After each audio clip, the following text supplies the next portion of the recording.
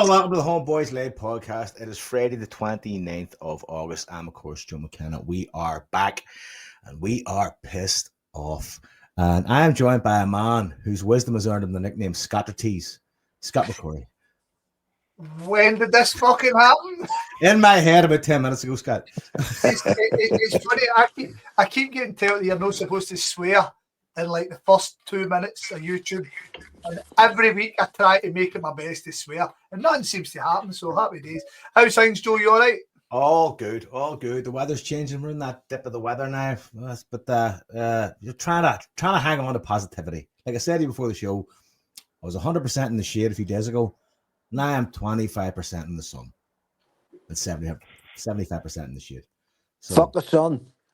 Fuck the sun, indeed. And we are joined by Dermot Dismal. What's happening, gentlemen? How are we? Mal is going to bring some mirth and elevation to our moods this evening because he loves Europa League. And that's what we're in. No, as much as a week up. That is true. I can see why, though. I mean, it's drama central. We are joined by a special guest tonight. And when we generally say special guest, that's generally code for someone who knows what they're talking about. Because generally we don't. We're joined by Brian McColligan. Scott, do you want to introduce Brian? I suppose because you know him better than me. I should. Well, Brian's been on a couple of times with me. Brian, as you say, Brian kind of has got a clue of football, and he's been very well received each time he jumped on the pod. He was on with me and you recently, Marty. Yeah, he was indeed. Yep. So as you might know, Brian's an ex-pro. He had an appearance for Celtic, one more than fucking the vast majority of his country. You know what I'm talking about. And he's kind of still in football just now.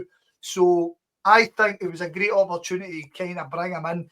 He was a centre mid as well, and I've kind of got my bee in my bonnet about centre mid, so I'm sure we'll come to that. But anyway, Brian, thanks for coming on, pal. Yes, guys, I'm looking forward to it, but it's a big build-up, so I'm feeling the pressure now. So I think I'll just sit quietly and just listen to these wise words of wisdom from you boys. The sweary word. Sweary nobody ever. Nobody ever. I don't this will be a short podcast then, Brian.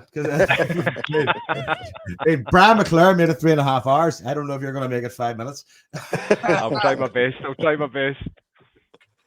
Poor child. Right, where we're going? Well, Scott, you're going to lead the lane here because obviously I have no list, and you here's the thing. We're exposed to the outer world. We have an internal chat, an intranet, if you want to call it that. And Scott was very vociferous in his, I suppose, dismay over the past few days. He was vexed. Vexed. Definitely super vexed. I think we're going that. There was a certain level of scorched earth. I mean, in there, and he was ready to go. For some of the listeners, vexed, an adjective, one of a problem or issue, difficult and much debated, annoyed, frustrated, or worried. Just for those who didn't know what fucking vexed mean. What's happened to this podcast, by the way? This is going to fucking. We'll get put out of Champions League and ended up in Dictionary Corner for fuck's sake. No, but this call it what it fucking was. It's the worst result in our history. In our European history, it's our worst result. That team we played. So to put some context from my side, and I'll let you all wire in, right? Of course, I'm frustrated by what's going on off the park. I'm frustrated that our manager seems fit to critique players before he's even seen them. I am frustrated that we're in a very fortunate position in world football that we know come the end of the season we're going to be in Europe. Right? I mean, there's loads of things that go wrong with being the Celtic in terms of who wants to come to Scotland, how much money we get for being. I understand that, but there's a massive positive in that we know we've got European football, yet we have never prepared. Never fucking prepared for it. And this year, we knew we'd a qualifier. We knew for last year we'd a qualifier this year. One qualifier. It was a Champions qualifier. And things actually went fucking good for us. We got seeded when we originally weren't seeded. And we got the plum draw. They put out Slovan Bratislava. They've played 8 European games. I know we often say that when we got teams from Norway or Sweden and any of the Scandinavian teams, they're halfway through the league. So, and I kind of get that, right? But this team, 20 games into the season, this was going back to last Wednesday, this was a 7th European game. There is no excuses to not know how this team were going to play. We knew everything about them. And we rocked up the Celtic Park last Wednesday night and put on an insipid, boring, sweary word fucking performance. It was god awful. A bunch of players who thought we're better than them and our talent will show. And it just shows you if somebody's organised and hard working, then it can nullify talent.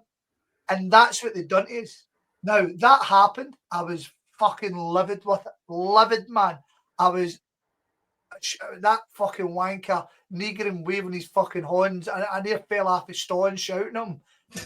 But it was the first half went and we expected something to happen. And the second half came and we tried, but we couldn't close them down. And they deserve lots of credit for it. I get that. They deserve. Brian, you're fucking ex-pro. When you come up against a team who generally don't want to move and they're just going to work hard and they're not really caring about the second part of it, they're just caring about stopping you. It's hard. I understand that. I do understand that. But these guys are in this elevated position and they're winners to a man generally. They should have done better. I was angry. I never had it in my head. Even when I watched that, I never had it in my head we were going to win. I started to worry that we were going to be massively underprepared for the Champions League. But honestly, and maybe this is why I get so annoyed, we just played the exact same game against them, and they played the exact same game against us. And once again, myself and Liam last year were furious after the Dynamo Zagreb game, whereas everybody else seemed a bit, we've got to kick on and stuff. Zagreb was so under strength and we done nothing and we underperformed. This team, a team that we are better than, were under strength. They were missing their first team goalie. They were missing their superstar striker. And we done nothing. And guys that we've put in this, we've elevated them up, stank the place out, and there was shite bags. Callum McGregor, I couldn't think of so much good things I've said about him. There's a big bit of space, and he wouldn't run into it. Hattie try and flips from the corner, tries it again, losing it. It was just, Brian, me and you briefly spoke before we come on. I'm on this pod tonight, and I'm hoping Wani shed some light onto what the fuck happened, because I'm still totally vexed. I'm vexed. I don't know how that happened. How 2 weeks in the fucking bounce, we played the same game and thought we were going to shake it up to fuck, man. It was. The more I think about it, the more I'm getting annoyed about it. I want Brian to come in on this, right, Scott? Right, but you said something very important there in that whole kind of bit there, and it's like, and it comes down to one thing: those two games and that result comes down to what I think is hard work beats talent when talent doesn't work hard. Yeah, there you go, Joe. Well done. That was lovely. I'll give that, Joe. So Brian, do you want to come in? I will. It's what I would say to you is, Scott, if you watch your game back in reflection in the first game, right? No chance. I don't think. I know you won't. But I don't think that team are as bad as what you think. They defended well with a good structure, but actually they had the odd occasion they broke forward, and you could see actually if they had a wee bit about them. They'd one or two players who were technically very good, and they could see a pass, so you could see actually they could possibly score. But the problem that Celtic had is the pace that they started at. Now, Celtic, from Brendan Rodgers, from when he first came in, if you think that first sort of 7 months to like August to like February last year, or February this year, it was a pace that Celtic played at. They started the games, they were just demolishing teams in the first 10-15 minutes. They were blowing teams away. after the Bayern Munich game, the pace that Celtic played had dropped off, and I just felt as if the pace of the game at Celtic Park was so slow. It was passive, lethargic, safe. It was just as if something was going to happen. But Celtic have no got a player just now who will just make something happen. So you've no got a Jota, you've no got a Kuhn who can go and beat somebody. Jota was the guy I was missing. Aye, so you've no got that person. So then you go to the second leg. And see, boys, I was the same as you watching the second leg. I was never in doubt because there was never a great danger.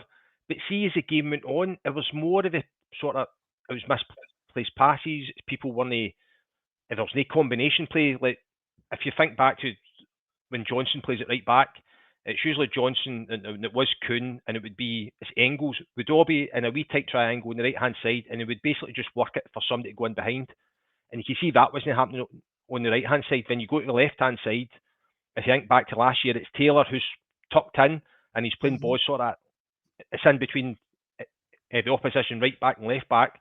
That's no Tierney's game because Tierney's trying to bomb on and Maeda's can try to bomb on as well.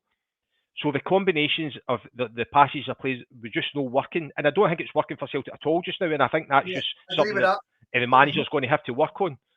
But I think it's more about how Celtic have started. And the only game I've seen Celtic play at a tempo has been Falkirk this year, where they started the game against Falkirk and you went, my God, I've got a bit about them. They look as if they've got it. Again, it's the same as last year. But I think it was how they started that first game. And it's games like that, no, it's easy to say it now, right? Because you're looking back on it and it's always the same. But if the difference with teams being it's 130 ranked and 50 ranked is no massive anymore. Because these teams are all well coached, they're all well trained. See all this stuff that we spoke about how we've seen 20 games of them. It's we've seen probably about 40 games of Celtic, because Celtic play the same way. It's under Brendan Rodgers. And I know you were saying, Scott, about changing it up, but Brendan Rodgers, it's never changed it up. He will always play that 4-3-3. He always plays that formation. If fullbacks will push on, if there's always a sitter in the middle of the park. So it's very similar. So the knowledge that European teams have got of each other now is far greater.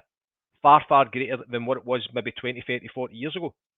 So that's where it slightly becomes a leveler, but I do still totally accept that Celtic should have won the game, right? Celtic had enough on the park in both games to go and win the game. But for me, it's just they didn't have that player. See, when you start slow and you start lethargic and you start passive, you sort of need somebody to spark the team into action. And he didn't have that Kuhn, or he didn't have that Jota, or that player who could go and beat somebody and go by somebody, because everybody was just, see, as soon as he got in front of one of their players, it was just passing it. Because nobody sort of had the confidence to go and take somebody on and go and beat somebody, because as soon as you beat one of your players and goes by one of your players, then it causes a reaction. And it never happened. And even if you look back to the second leg, see when the young boy comes on at right back, Donovan. Yeah. I think he showed more composure in the final third than the full Celtic team did. Because I think at one point he sort of got to the byline and he sort of shimmied as if he was going to cross it, and the wee guy dived in and he just cut back and he crossed it. I think he cut it back to, it was Luke McColligan, I think, maybe, who has a shot. Yeah. So that's where, see, if you start these games, because the difference is no massive, but I just felt, and I totally agree with your point. I think Celtic have been massively underprepared. If you think, when we finished, if it was April last year, right? If you think we were looking at the start of the season saying, right, you would have Ida a centre forward, you have Jota on the right wing, you had Kuhn on, you'd have Kuhn on the right wing, you'd have Jota on the left wing, you'd Ida or Maeda as your forwards. That's probably a best part of about 75 to 100 goals, right? And you've got Jota injured, you've got Kuhn who's left, and Maeda and Ida have just sort of fallen off a cliff in terms of performance. So then all of a sudden, from sort of looking at it to say, actually, it's with A4 boys, you're probably guaranteeing yourself between about 75 to 100 goals. You sort of start the season and you go, actually, I've not got the goals anymore, because if two boys that are left are not performing and the other two boys have left or injured. So I think there's been other sort of mitigating facts that help. Mate, of course. There's a whole mitigating factors in there, but we kind of need to break it apart a wee bit. Marty, you want to kind of come in and give your thoughts before I kind of start analysing what Brian had says please there, because I've got a couple of things that I think Brian summed it up very well there. The other thing is too is that like you don't have to go back that far to see examples of that game. Like look at the cup final; it was exactly the Yeah, same, fair point. exactly the Yeah. same. And look, Yeah. Brian, I always say this, and I'm on here, say it on a regular basis. I'm not really interested in the politics of the last match. I'm looking for the trends. And I watched Brendan Rodgers' press conference today, and he used that exact fucking word. He said, "This is a trend. The way this club behaves is a trend." Yeah. And we're in it. We're in a trend at the minute, and the only way you can funk yourself out of that trend is, as you say, by doing something different, by injecting something into the team or taking something out of the team. Like Scott, Scott mentioned Colin McGregor there. We spoke last week about it. It's been a couple of weeks when we were on, and just to say to the listeners, it wasn't for any reason that we just couldn't get everybody together because it was stuff was happening. So we haven't really been on that much over the last few weeks, or I think we would have been really repeating ourselves and some of the things that we were saying. Liam Scales has been our most creative force in the last month. Like, what the fucking fuck? At times in some of the matches there previously, Liam Scales was playing in front of Callum McGregor. McGregor was passing the ball to Scales to Yeah. do something with. I'm looking going, what the fuck is this? Do you know what I mean? I'm certainly not lost for words because the words are sometimes irrepeatable that were coming out of my mouth. But the team is stale. It has just ground itself down, and Yeah. it's a talented bunch of players. It's capable of producing amazing results now and again. Do you know what I mean? And we saw that in the run-in to the end of the league where we were putting teams away and then going and delivering a cup final that's fucking stunk Hamden out like nobody's business. So, as I say, players like Scott mentioned McGregor, Scott mentioned Hatate, those players need to be rotated out of our squad. Brenton Rodgers spoke about it today. Again, he used the word trend. He said that he's been saying the same things that Neil Lennon's been saying, that Ange Postecoglou's been saying, that we're doing our business far too late. We go away, and he said it himself, we're not supposed to just go away on holiday and then come back and say, right, where we're going. The club should prepare the whole time. And he says, there's a problem there. We're not doing that. We'll keep having to talk about it. And one of the journalists actually says to him, this time last year, at the St Mirren match, you said this. And it was exactly the same thing. Exactly the same thing. Now, you can blame Brendan Rodgers if you like, and a lot of our fans are. They're throwing this elite manager stuff back in his face. But at the end of the day, he's dealing with an aging squad, or the likes of Cal McGregor and people like that are ancient. But it's a steel squad. The fact that James Forrest is still being relied upon to produce results for us, 15 years into his career, it's lovely, all that romantic stuff about the last game of the season, but it's a fucking joke too. Do you know what I mean? That we're having to fall back on these players who should be by rights, no matter how talented they are or whatever, they should be moved on. Yeah, it's completely baffling. We've sat this last couple of days watching players coming in, and as I said, it's yesterday or the day, whenever it was to the boys, it's just made me more fucking angry watching it happen after we go out of the game. And I'm not even necessarily saying that those guys should have played the other night, but having them in the building, showing other players that there's competition for their position, might well have been That the helps. little bit of spark that we needed to fucking do something. It's like that flogging a dead horse to do something. It's like it's crazy. And we needed goals the other night, and we knew that there was going to be penalties. And I'm not, you know, players like Johnny Kenny made his fucking bones at that level of European football. It's actually how he became famous, and he can't get on the pitch when we need a goal. And you're like, what the fuck is going on here? What is wrong? What are we See, missing? Marty, there's where my critique of Rodgers comes in. Has he gave up in terms of changing things up? Brian spoke about it, right? We're all kind of along the tooth that Brendan Rodgers doesn't change his style. I've mentioned it numerous times on here. I remember Pep Guardiola, famous for one style of football, this pressing, and he came against the Gegenpress, the famous Gegenpress at Klopp's Dortmund, and in the first game, he played it direct. He missed it the midfield altogether. He played it to Robin and he played it to Ribery for the centre half or the fullbacks, and he played the game in their half, and Dortmund did not, and I think it finished 4-1, and it was a masterclass because he knew who he was up against. Now, is there an element in the first game? Yes, that Rodgers went, we're better than them, we'll beat them. In the second game, that centre half, we needed to turn them.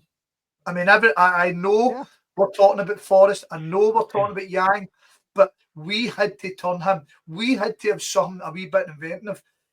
Brendan Rodgers, again, we rate him very highly, and I still do. But the fact is, we lost Greg Taylor, and Greg Taylor played a certain way for Celtic. Brian touched about it. He almost played in front of Scales rather than beside Scales. And he was the guy. He was the guy that took the play on. Whereas, as you rightly said, James Tierney's still playing that wide, proper fullback. He plays as a... Scales is now the guy who has to go in and make the killer passes. And people are fucking... I'll give you an example here, right? To go on a tangent, right? So I missed the Aberdeen game because of the way at a tournament, right? So I missed the game and I taped it and I says, I'll go back and watch it. And my mates were like, Scales was abysmal. That was a quote, Scales was abysmal. So I went back and watched it, and it was Scales specifically in my head, right? Don't get me wrong, he played 2 awful passes in the game. Brian, 2 awful attack-minded passes. Defensively, he never made a mistake. He never gave up any chances. He must have touched the ball more than anybody else in the pitch, and he made 2 terrible passes that didn't result in any harm to Celtic. And people are calling him abysmal. And we're going to let it, fair dues, but this guy, we're putting this guy in a situation. Now, I know, but Scales has now become a scapegoat for the fans. Of course, Scales is like the point of contact. Like, he's the main point of contact. Him, and it was Forrest for a while, and even if you go back, there's different. It's usually your homegrown players who sort of get it first, and Scales is the one who's getting it now, which is harsh on him because. And I've said this before in this podcast, Paul, and Scott, and I'm sure you mentioned that. For me, Carter Vickers seems to go sort of missing in these massive games that we need him, because we build Carter Vickers up to be this top class centre half, but then you see yourself, actually we've really struggled to get a steady back four. We've actually struggled to get a left centre back, so we've got a good combination. With Carter Vickers always been there.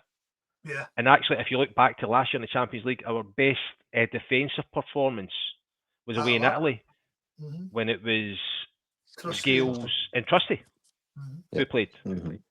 But also, I don't know what is going on in Carter Vickers' head at the minute, because he's making these really silly mistakes, outrageous errors. Like what? I would say out of our defenders, Scales is the best athlete. I would say so. Well, I didn't know it's irony, Joe, is right. And the frustrating thing, and again, we have tangent, we'll pull it back in a minute, is that the frustrating thing for us is that Celtic don't have any young wingers. Because, see, right now, drafting a wee talented guy instead of Yang, he'll get the support, he'll get the belief off the crowd. The frustrating thing for us is Murray looks magnificent. And we've spent millions on fucking centre halves. I mean, it really is frustrating me right now. We brought this Man City boy in, because see, right now, imagine we were short of centre halves, I would give Murray half a season. I'm at the point now, I think Donovan deserves a crack. I don't know why we've brought this. 2 of them look so assured. They look good, doesn't it? Club Brugge are fucking playing 3 20-year-olds out of their academy in a fucking playoff, albeit they're already 3-1 up against the Monkey Dunks. But there's going. But sorry, that was a tangent anyway. But no, Brian, sorry. If you've got a point, John, you go. To go back to what you said a few minutes ago, right, about Rodgers not changing his style, right? It made me think, right. See, whenever we were getting humped fucking 7-1 by PSG, and it was the whole Rodgers can't change his style. And back then we had, like, you know, a decent squad. Dembele was playing for us. Dembele scored the first goal, if I recall. PSG. And we're on the other end of it now. On the other end of Rodgers won't change his style. He just doesn't have the tools. But do you remember, though? I mean, Rodgers has got it in him. But to my point about Tierney coming in, so if Tierney's coming in and you've not got Greg Taylor anymore, adapt the team to suit. Surely you can do that. Surely you can change. Do you remember when we brought in? I think it was when after we signed Edward and we had Edward and Dembele and we stuck the two of them on in the same game and fucking Celtic looked magic. Absolutely, man. Obviously, Dembele was wanting his ticket and he was wanting to get to fuck soon after. So we never really get back to that. But Rodgers a clever guy, a very, very clever, football, intelligent guy. And I do appreciate that there is a bit. I think with guys like Klopp, with Rodgers, I think when you get these guys, their message becomes stale after a while. Because I dare say half three players are all going, I've heard all this. I've fucking heard all it. So they could actually he could actually do with Celtic turning over more players constantly. So the new guy comes in and goes, fuck me, that's brilliant. Listen to that. He knows what he's talking about. Do you know what I mean? So I never thought about that. And I think because I remember Klopp used to talk about it, and Klopp had that season when everything just went right for him. No, unlike Man City. And you dare say all the Man City guys went, fuck, we've heard all this. Know what I mean? Fucking run, shoot, pass, know what I mean? But I still think Rodgers isn't really culpable for that game the other night, because see, after the first game, I'd have been sitting down and looking at their players and going, right, how do we fuck him up? How do we stop him? They've lost the wee guy up front. I mean, see this guy here, has he got an attitude? Will he react to this? Let's go and do him. Whereas I think we walked into it again going, we can't play that bad, we'll win. I went into it like that, but I had more belief in Rodgers. And I have to say, my belief dissipated after that game. But at what point did your pure frustration fucking kick in? Because 10 minutes in, Joe. I was 10 minutes in. I was like, Was that long? Jesus Brian Christ. says to me, how mental is it that we sat there and went, this Celtic game fucking boring? Brian said that to me, and I was like, you're fucking on the ball, man. It was garbage. I'm working with an English guy now, and he's like, I saw you get put to Europe. I said, did you watch it? He's like, no. And I was like, you lucky bastard. I went channel for fucking watch. I'll wait for a beer.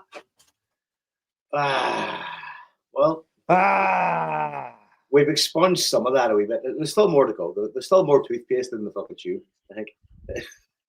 When it comes to being angry.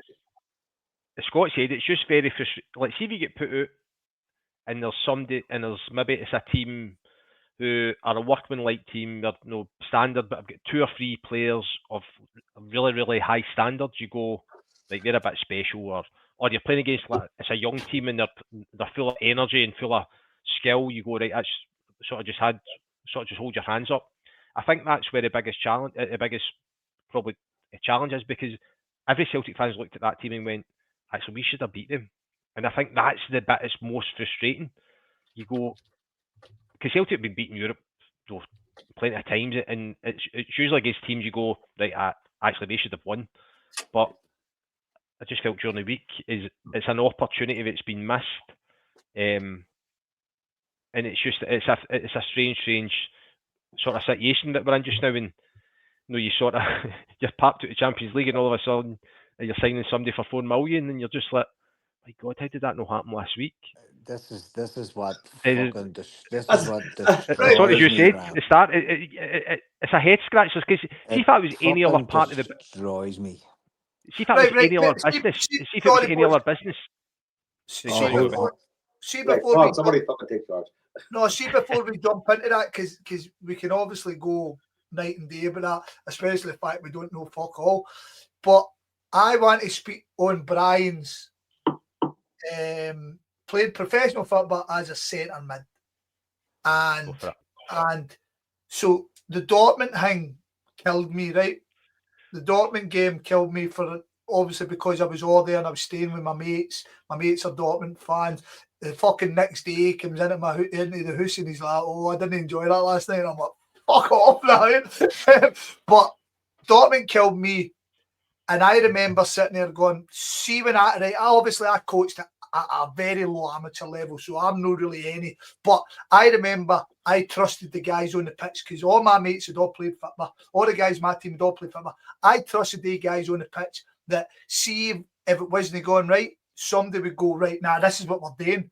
And we played against Dortmund and we just kept doing the same thing, and we made mistake after mistake after mistake. And I remember going, it's a guy like Callum McGregor. Has he no got the gumption in the team to go, Brendan, right, I know what you want, but we're going to do this for the next 10 minutes. And then we went to Atalanta and it all kind of picked up and we ended up showing that we could defensively and we could work as a team. But then I watched it the other night and I keep saying, was McGregor just shit? Or is McGregor hamstrung by how we are playing as a team? What do you think? It's just, and also too, Bran, if you could just, here's another fucking spin on it too. Is there a reason? Is the Callum McGregor effect the reason why Arne Engels has failed? I would say there's an element of that. Yeah, I would agree, but I think the problem that we've realised in the small games that he played last year that Arne Engels, when he plays that number 6 role, is similar to McGregor, and that's part of the problem that Rodgers has got. Brian, you broke up there. Oh, sorry, mate. So when I'm saying, see when Engels plays that number 6 role, so he played it a few games. It wasn't a lot last year. He's not as influential as McGregor. So he doesn't hold that same element of respect. He's not got that same element of confidence to sort of take the ball in tight areas. And when you've got two centre halves who are not as comfortable on the ball, you sort of need that number 6 to be able to drop probably extra deep and get on the ball and sort of convert it into the middle third. So that's where there's a bigger reliance on McGregor now, and it's becoming more and more to be able to transition the ball from defence to the middle third, because Carter Vickers, it's just not his game to be able to sort of pick a pass out. It's very rarely that you see Carter Vickers sort of dropping a ball into the centre forward or a wide player. He sort of just wants to get rid of it straight away. He's more of a defensive player, and that's he's always been that. If you think like Starfelt was a guy that always the ball. Aye, good point. If it where it worked last year is obviously in the year before it, you had Smarty Riley, who was probably at the peak of his game for Celtic, so he was more of a number 8. He could do it all. When Engels came in at the start of last season, he's more box to box, so he had the energy to get about the park. So what you've got this year is you've got Real Hotati and it's Ingrid, or whatever you call them. But the two of them are far too similar. So the two of them basically want to play high up the park, and they want to play the passes that are going to get you a goal. Whereas McGregor's looking for somebody to play a pass to keep the ball and sort of and make sure you've got the ball for a period of time where you can force the other team back. But what's happening recently is if you play Singrain or Hatati, they're trying to play wee balls in the corner, they're trying to play in behind the fullback. But again, you've not got the wide players to get onto that. So then you're actually giving the ball back far too often. So what you've noticed now is McGregor's dropping deeper and deeper, because he's then trying to give himself more space to say, right, instead of trying to get it to Rio, I'm going to try and get it into the centre forward. And you've seen there in recent weeks when it's McGregor sort of again, it's Adam Eder stick to drop deep so he can sort of pop it into his feet and we can leave space in behind. But the combinations are just not working just now for whatever reason. And there's a whole host of things. You've got the Taylor thing who played different. You've got, because see the signing of the Swedish boy who I can't say his name, and I'm not going to try and say it again because I've said it wrong about 4 times. Anyway, anytime. Whatever you call him. The number 8. See, at the end of last season, I don't think. Well, I can't imagine a lot of Celtic supporters would have expected a central midfielder to come in. Right? It's when he's come in and he's done fantastically well. But then the combinations of play are not right because he's far too similar to Hatati. Because he basically wants to just play off the cuff and he wants to just sort of get in the box and just play balls in the corner. Whereas what McGregor needs he needs somebody like Engels who can go sort of box to box, and he's got the energy to get about the park, and he plays short passes to him, and he can keep the ball. I think in time, I think Engels will become a number 6. He'll be more sort of about controlling games, but just now he's not got the sort of game knowledge or the game understanding of when to take the ball, how to take the ball, sort of when to take it first time, when to play it round the corner, all those sort of things that McGregor's got down to a fine tee just now. But I think McGregor's playing probably too safe just now because he knows the team's under pressure, he knows the team's not playing well, and what he ends up doing is dropping deeper and deeper. And he ends up playing, he's taking the ball off Carter Vickers and Scales when it's 5 yards away. And you're like, that's no use. Actually, you have to be 15 yards further up. Then you receive the ball. Then everybody else is another 15 yards further up. But he's taking the ball off him. It's like, it's 5 yards. It's not a pass. And that's resulting in this fucking horseshoe football. Watch. I mean, the last time this happened, the last time this happened to us, ironically, was Scott Brown's last season, where he was coming back and he was taking the ball off of Boyata, and by the time he was taking off of Boyata, he had a fucking plumber up his hole, fucking wanting to kick his teeth in, you know what I mean? And we're all going, get Scott Brown to fuck. But the striker thing, it's interesting you talk about the wingers, because the wingers definitely hurt us. The striker stuff, we haven't got right. Adam Ida. See, I've always, it's interesting what you say about Engels leading on to Adam Ida. I felt both of them we bought with potential, and neither of them really knew their best position as of yet. Mm-hmm. I think neither one of them are like an out and out, as you say, number 8, number 6, number 10. Whereas Adam Ida, because of the size of him, we all thought he would just hold the ball up. And I don't think he's ever played football holding the ball up. I don't think he's ever done it. And so what he's doing is, as you rightly say, he's dropping in and he's almost getting a ball off of McGregor and getting it straight back to McGregor. But when we play against Scottish teams and we play against teams like Kyra, their guys are just, get back to him. I'm no fucking moving. Whereas if you play a Leipzig like we did last year, they wee 1-2s rip teams apart because guys are chasing about. And I feel really sorry for the whole Adam Ida thing, and I'm sure we'll come to it when we talk about it. But I don't know. I mean, as Marty says, Johnny Kenny should have been in. But do you not feel the last couple of weeks Brendan Rodgers has almost been a throw shit at the wall and see what sticks in terms of centre forward? I don't think he's got a clue about today. My question would be, like, what's the centre forward going on the end of? Because it wasn't a whole lot of fucking centre forward balls. Like, what are they going to feed off? Johnny Kenny scored goals. Like, I mean, back with the speed, Shamrock Rovers, that was his kind of gig. Right? Fair enough, he did score from a smashing cross from Ada. But, I mean, there's no fucking, like there's not a lot of balls in the box. There's just not. I always look at pre-season for strikers and things like that. If you see a striker who's hot in pre-season, he's usually going to have a good season. Yeah. You know what I mean? And our fucking strikers stunk a place out in pre-season, frankly. You know, it was a portent for things to come. But again, go back and look at the cup final. The same, the cup final, we couldn't find a goal. But the cup final, the cup final, we're kind of growing into old territory here, but obviously Brian here, he gives a better idea. I was out with a tatty. A tatty kind of does my nothing by how much he loses the ball. And I don't mean that in terms of trying to play the killer pass and lose. I'm talking about just slack.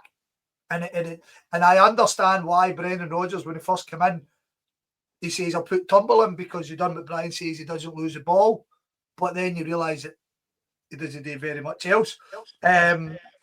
So Hattati, obviously, Hattati's qualities overtake his frailties, but he loses the ball loads.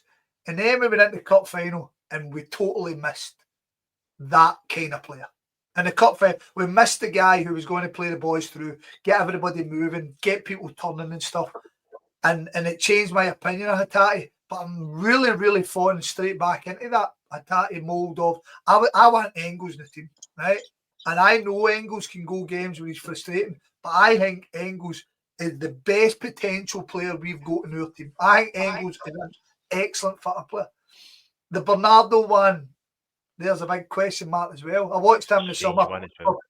I watched him, Brian, in the under-20s or under-21 Euros, and he plays behind the strikers.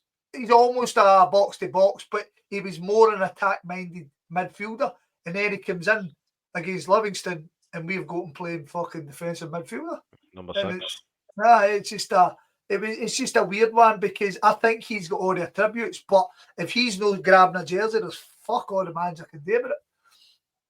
No, I it's think the we'll same find with- it. Sorry, Brian, go ahead, mate. No, I was just going to say, I think what you'll find with Engels, he's 21, right? I think he's 22. I think it's next month. He's played a massive number of games for a boy of that age. So I think he's still sort of finding his levels. So you're always going to make your money back on that. And it's Adam Eder, I appreciate the chances are they're going to lose money, but there's a famine of strikers when it comes to it's across Europe. Every team is struggling to get a striker. So they're always going to spend on somebody who is 6 foot plus, he's a big boy, he scored goals previously, he said he's been through a challenging time, but you would fully expect it's Adam Eder, if he does go to Swansea, that he'll go and kick on. He's going to go and score goals, because it's that sort of league. And it's a point that Joe was sort of touching on there. See if you put enough crosses into the box for Adam Eder, I actually think he'll score goals. But the way Celtic have been playing is very much about we'll pass, and it's horseshoe. We'll do on one side, we'll come back out the other, we'll keep the ball. And if you're Adam Eder, you're like, my God, I've made 5 runs here and I've even got a sniff of a chance. Whereas if you're playing in the Championship Saturday, Tuesday, and the ball's getting into the box, and it's headers, it's knockdowns, it's half chances, he'll score goals down there. And there has been there's a real if it's frantic in the box, Adam Eder will snap it. I agree. When he plays down in England, though, he's not going to be coming up against 11 men or 9 men every week. Do you know what I mean? Box to box. Exactly. It's going to be a much more open game for him. The thing about Adam Eder, which people have got to respect, is ever since we spoke to Adam Eder, Adam Eder has scored more goals every season. So the first year he scored 7 goals for Norwich. That was his best ever. He came up here, he scored 7 goals for us. So he matched his best. The following year he scored 20. He's never scored over fucking 10 goals. And he scored 20 last season. So Adam Eder's a guy in the up. But the fact is, he wants to be the main man. And when he had his chance, it never worked. So frustratingly for everybody, it's not really worked to how they want it. The big boys won a wad of trophies, and he helped us out, and he won us a cup. He deserves huge credit for his loan spell. Fuck me, that's why we all wanted him. But we'll see. It doesn't look like he's going anywhere. Well, that's a very measured. Yeah, well, that's a very measured approach, Scott, and not everybody has that. Like, you're right. Like, I mean, the guy's going to kick on, and he has had a great impact at Celtic.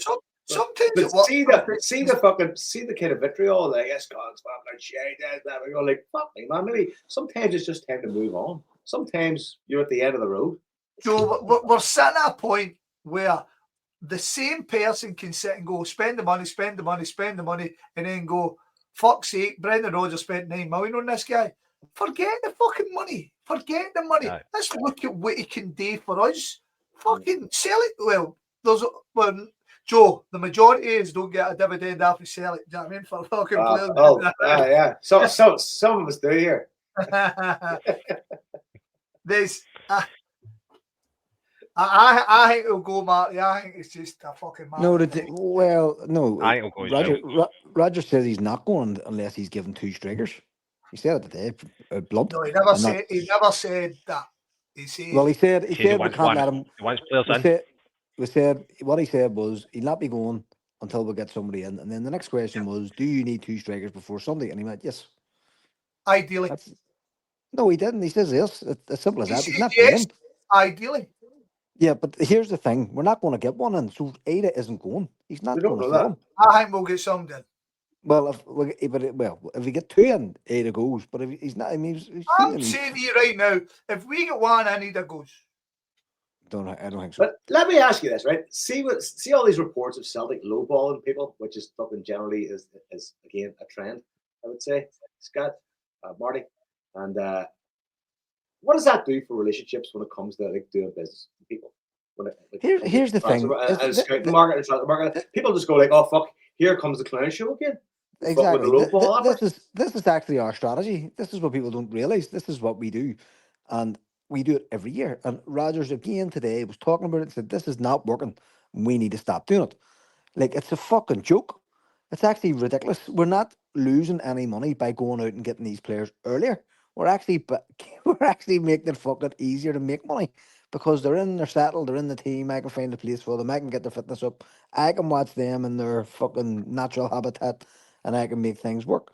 Whereas I have ranted about this till I'm blue in the fucking face. This is a fucking terrible, terrible time to buy players because now they're fucking off for a fortnight on international duty. You don't even see them until September. You don't see them in the fucking team until the middle of September. They don't start actually functioning until the middle of October or the fucking end of October. Then there's another fucking international break in November. It is a fucking joke. We are a joke of a club. We're run by cunts. We're run by fools who are too fucking intelligent to be fucking smart. And they have consistently done this for 15 to 20 fucking years. And I put up a fucking picture today from 2015 that my mate had shared and said things never change. And there was a banner in the Green Brigade section in 2015 saying fucking something like heartless in Malmo, gutless in the boardroom. It's 2025. That was 10 years ago. And the exact same message was going out. It's a failed strategy. See all this fucking nonsense about the player trading model. It's a fucking joke. Celtic are a joke. The only year we actually got all our business done early doors, we sacked the fucking chief executive 6 weeks later. We got rid That's of right. him. Tom McGuy. That's right. We got rid of him. We got rid of him for competence and not incompetence. Like it is a fucking joke. And the sooner we all just start calling these cunts out for who they are, they think they're smart and they're not. They're penny shy and they're pound foolish. Like the go ahead Eagles thing, they've just been laughing at us all summer. What the fuck? We used to laugh at the Huns for doing it, for low balling and then come back with even lower balls after being told to fuck off. Do you know what I mean? And we are no different. We are no better. We are run by people who need to be, just like some of our players need to be rotated out the fuck of our boardroom because they have no ideas. They've no passion. They've no, like, look at the fucking, like, the season tickets went up this year. Strips coming out of our fucking ears this year. Our mate Jerry, he has just put it in the Vogue group chat that the first tranche of money was whipped out of his account today. Like, Yo! adding fucking insult to injury on every turn. Do you know what I mean? And like some people say, we're going to boycott the fucking Europa League. Nobody's boycotting the fucking Europa League. Every dick's going to turn up and buy their fucking package. Do you understand? Like it's fucking insanity. Uh, It's the definition of insanity. It's doing the same thing every fucking year and expecting a different result. And do you want to know what absolutely fucking killed it for me this week was when I saw our coefficient in those pots for the Europa League, and there we fucking are next door to Maccabi fucking Tel Aviv, a bunch of genocidal fuckheads, and we basically have the same coefficient as them. Like it's actually disgusting. It's disgusting when you think of the amount of fucking money our fans pay every year, travel all around the world. Brendan Rodgers is waxing lyrical today about some 77-year-old fucking guy Yep. who turned up in Kazakhstan. Like, if I was that 77-year-old guy, I'd be looking for fucking something high to jump off. What the fuck? Like this is the disdain with which they treat us with. Scott McCorry has been banging on about this for fucking months. Where the fuck are they? Where are the cunts that run our club? They haven't opened their mouths. They haven't given a fucking interview to the press. They haven't fucking issued any fucking statements. Where are these cunts? Like, where the fuck are they? 5 years ago, Dermot Desmond would give some statement about this fucking strategy, this 5 year strategy. Where's your fucking 5 year strategy? We Last year was a total fucking blip. We did brilliantly in the Champions League. We got automatic entry, which helped us, and we had a fairly settled team for the first 6 months. It was a fucking blip, and everybody's looking, going, "Oh, here we're back on the European stage." No, we're fucking not. We are not back on the European stage. This is a blip. That's not a trend. This is like the outlier that fucking proves the rule. You know what I mean? And where are the people who run our fucking club? Where the fuck is Michael Nicholson? A fucking man who couldn't even secure the fucking manager we have in place. He was told to fucking bolt from Brendan Rodgers' door a couple of years ago when he turned up to offer him the fucking job. Brett Rodgers told him to fuck off. And he just fucked off instead of going, no, I'm not moving until you fucking sign a contract or something. He went fucking home. Like he needs to take lessons from Luca Brasi, cut a couple of fucking horses' heads off. Something, you know what I mean? Do something, you fucking spoon. Fucking do something. Make him an offer he can't refuse, which is what Marty fucking Flynn, Marty Flynn, Marty Flynn, he's well pissed off. It's what fucking Dermot Desmond Every did. time. No, I mean, he made him an offer he couldn't fucking refuse, and he took the fucking offer. And Scott McCurry will come back on this, I'm sure, as the season goes on. We are in desperate need of a European standard or a world standard director of football that people actually fucking know and can fucking identify with and go, oh, that's fucking your man from somewhere, and not this fucking pale skinned fucking lawyer. You know what I mean? Fucking Tom Hagen type. Nobody who's turning up at your fucking house trying to fucking convince you to do something. That's a good Like description. it's fucking ridiculous. It is ridiculous. We have a fucking high opinion of ourselves. We're run by wankers. We always have been. Me and Scott have been talking about it during the week. We need someone as a figurehead. Like we appointed a head of scouting or whatever the fuck position we made up from and gave the job. No, to David Pleat. David Pleat, David fucking Pleat. Who the fuck? What kid? If any of your kids were in school and they're talking about football, who the fuck among your kids are saying, I see Celtic appointed David Pleat. What a genius stroke. What a fucking master stroke that was. What the fuck goes on in their heads? I cannot fathom what goes on in their heads. I cannot fathom it. These people have been involved with football for most of their lives. Certainly Peter Law has last 20 years, whatever the fuck. Nicholson was the fucking in-house lawyer. Like how more pathetic of a fucking job can you get? An in-house lawyer at a football club. What the fuck? Like, what are you doing? What are you doing all day? Like, once a year, contracts come up and you get the contracts and sign them. Are you dealing with fucking public liability claims? What the fuck does an in-house lawyer do at Celtic? How the fuck does that qualify you to be a chief executive of a fucking international global brand football club? The place is fucking nuts. It does my balls in. Somebody clip that entire piece, please. That was brilliant. Scott's reading because I took half a Butler will do it. Butler, if you're out there, clip that. Like seriously, what the fuck? Like it's nuts. People think Celtic player trade model. Oh my god, what a club! Are we fuck? We're a fucking clown shop. We're a joke. It's no dissimilar to Borussia Dortmund, right? And we spoke about it in the time. Borussia Dortmund were lauded for years, and I got a wee bit closer with Borussia Dortmund than the normal person, and you realise that Borussia Dortmund's signing policy was garbage.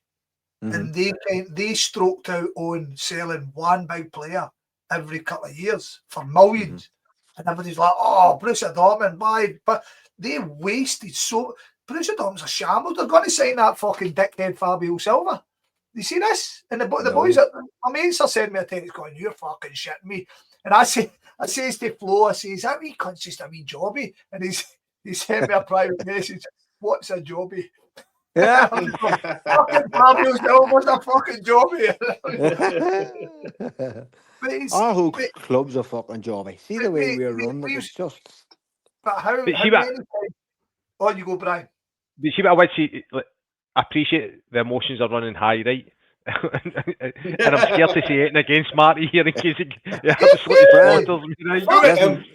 Brian, listen, I'm long past that. I'm just so fucking jaded. You can say whatever you want to me and it would just go over my head. Don't worry about it.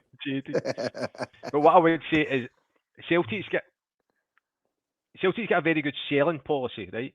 They seem to get good prices for players, right?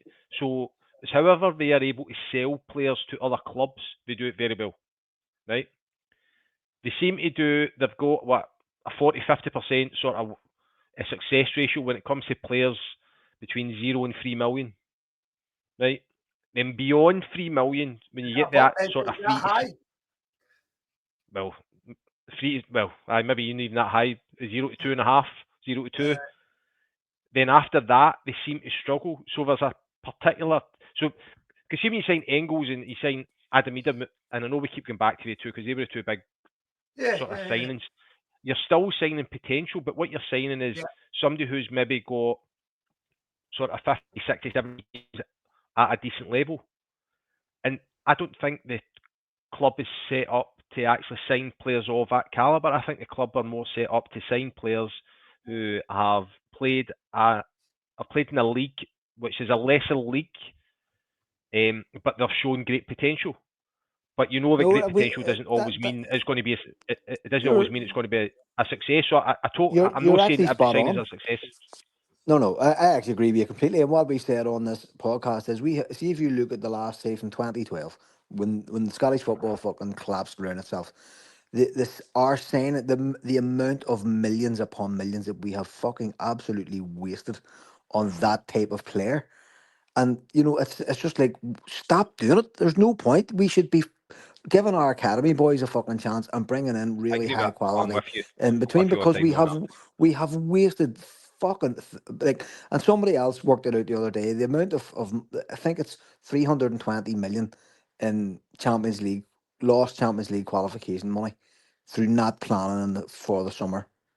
And we've said it every single year, January, we've said it January, I was a shape window, but we'll get it right in the summertime. Do you know what I mean? And it's just and you mentioned Alameda and you mentioned Engels again last year with exactly the fucking same thing. We were sweating coming to the end of the transfer window, and we brought in them two plus Trusty, which was the guts of 25 million. And if you had done your fucking homework properly earlier in the summertime, that probably would have been a lot less. Alameda had no buy-in clause on his loan deal. Why the fuck not? Because you probably would have got him for about 2 million. And Norwich just sat on their fucking holes, and the board were saying to Rodgers, he's not coming, that's too expensive. And Rodgers is going, I don't give a fuck what you're paying for him, but I'm not accepting anyone else. I asked you for him in June. So that's nothing to do with me. Right. I expect him to arrive. Whilst we're on this, so Brian, whilst also you were an ex-pro, you were actually a scout. You've done scouting for an ex-Premier League team as well. Now I'll put a wee bit of context into it. I done my talent ID, the coaching course a couple of weeks ago, and I have to say, I fucking loved it. I loved it. I thought it. There's a whole load of other. There's a whole load of other podcasts out there who kind of get into the whole scouting and look down and players and stuff. I would fling a guess at Marty, Joe, and myself. We've never fucking seen anything like that. So Brian, on this course, it kind of showed you about things called Y-Scout. I have heard of Y-Scout. I had no idea how it worked. A fantastic piece of fucking machinery, I'm going to say. However, I was tasked during this course, I was to do traditional scouting and the benefits and cons of benefits of traditional scouting, which would be eyes on the player, going and seeing them, stuff like that. Now, I would presume you've done all bits of each one of them, and you've got your favourites and stuff like that. But in terms of scouting a player, right? And I know you never done it for Celtic, but just in general, what's the procedure? Where does it go to? And once, if you see somebody you think's fucking bomb, he'll definitely be a winner for us, and I've spoke to him and he's got the right attitude and stuff like that. What's the procedure from you? So what you usually find is a manager will come and speak to you and say, right, I'm looking for this type of player, right? And he'll probably go as specific to be the position. Then he'll talk about height, he'll talk about the qualities that they're looking for, if it's defensive or offensive. They're talking about speed, whatever it is. They'll go into the detail. And what you'll usually find is the manager will have maybe 3 or 4 players that they've got in mind already. What you'll also find is the club will also have probably 3 or 4 players that they know about. And what you'll find is the club ones, and this is just standard across the board, by the way, it's no Celtic, it'll happen across all club. The club's one will have more sort of marketing benefits or sort of future benefits for whatever reason. Could be because of local, could be because of merchandise, could be sort of such and such. You sort of go down that line. Once you go to watch the individual, and usually what you do, you watch the individual on Y-Scout. and you'll watch them a few times on Y-Scout. You'll watch them as much as you possibly can on Y-Scout.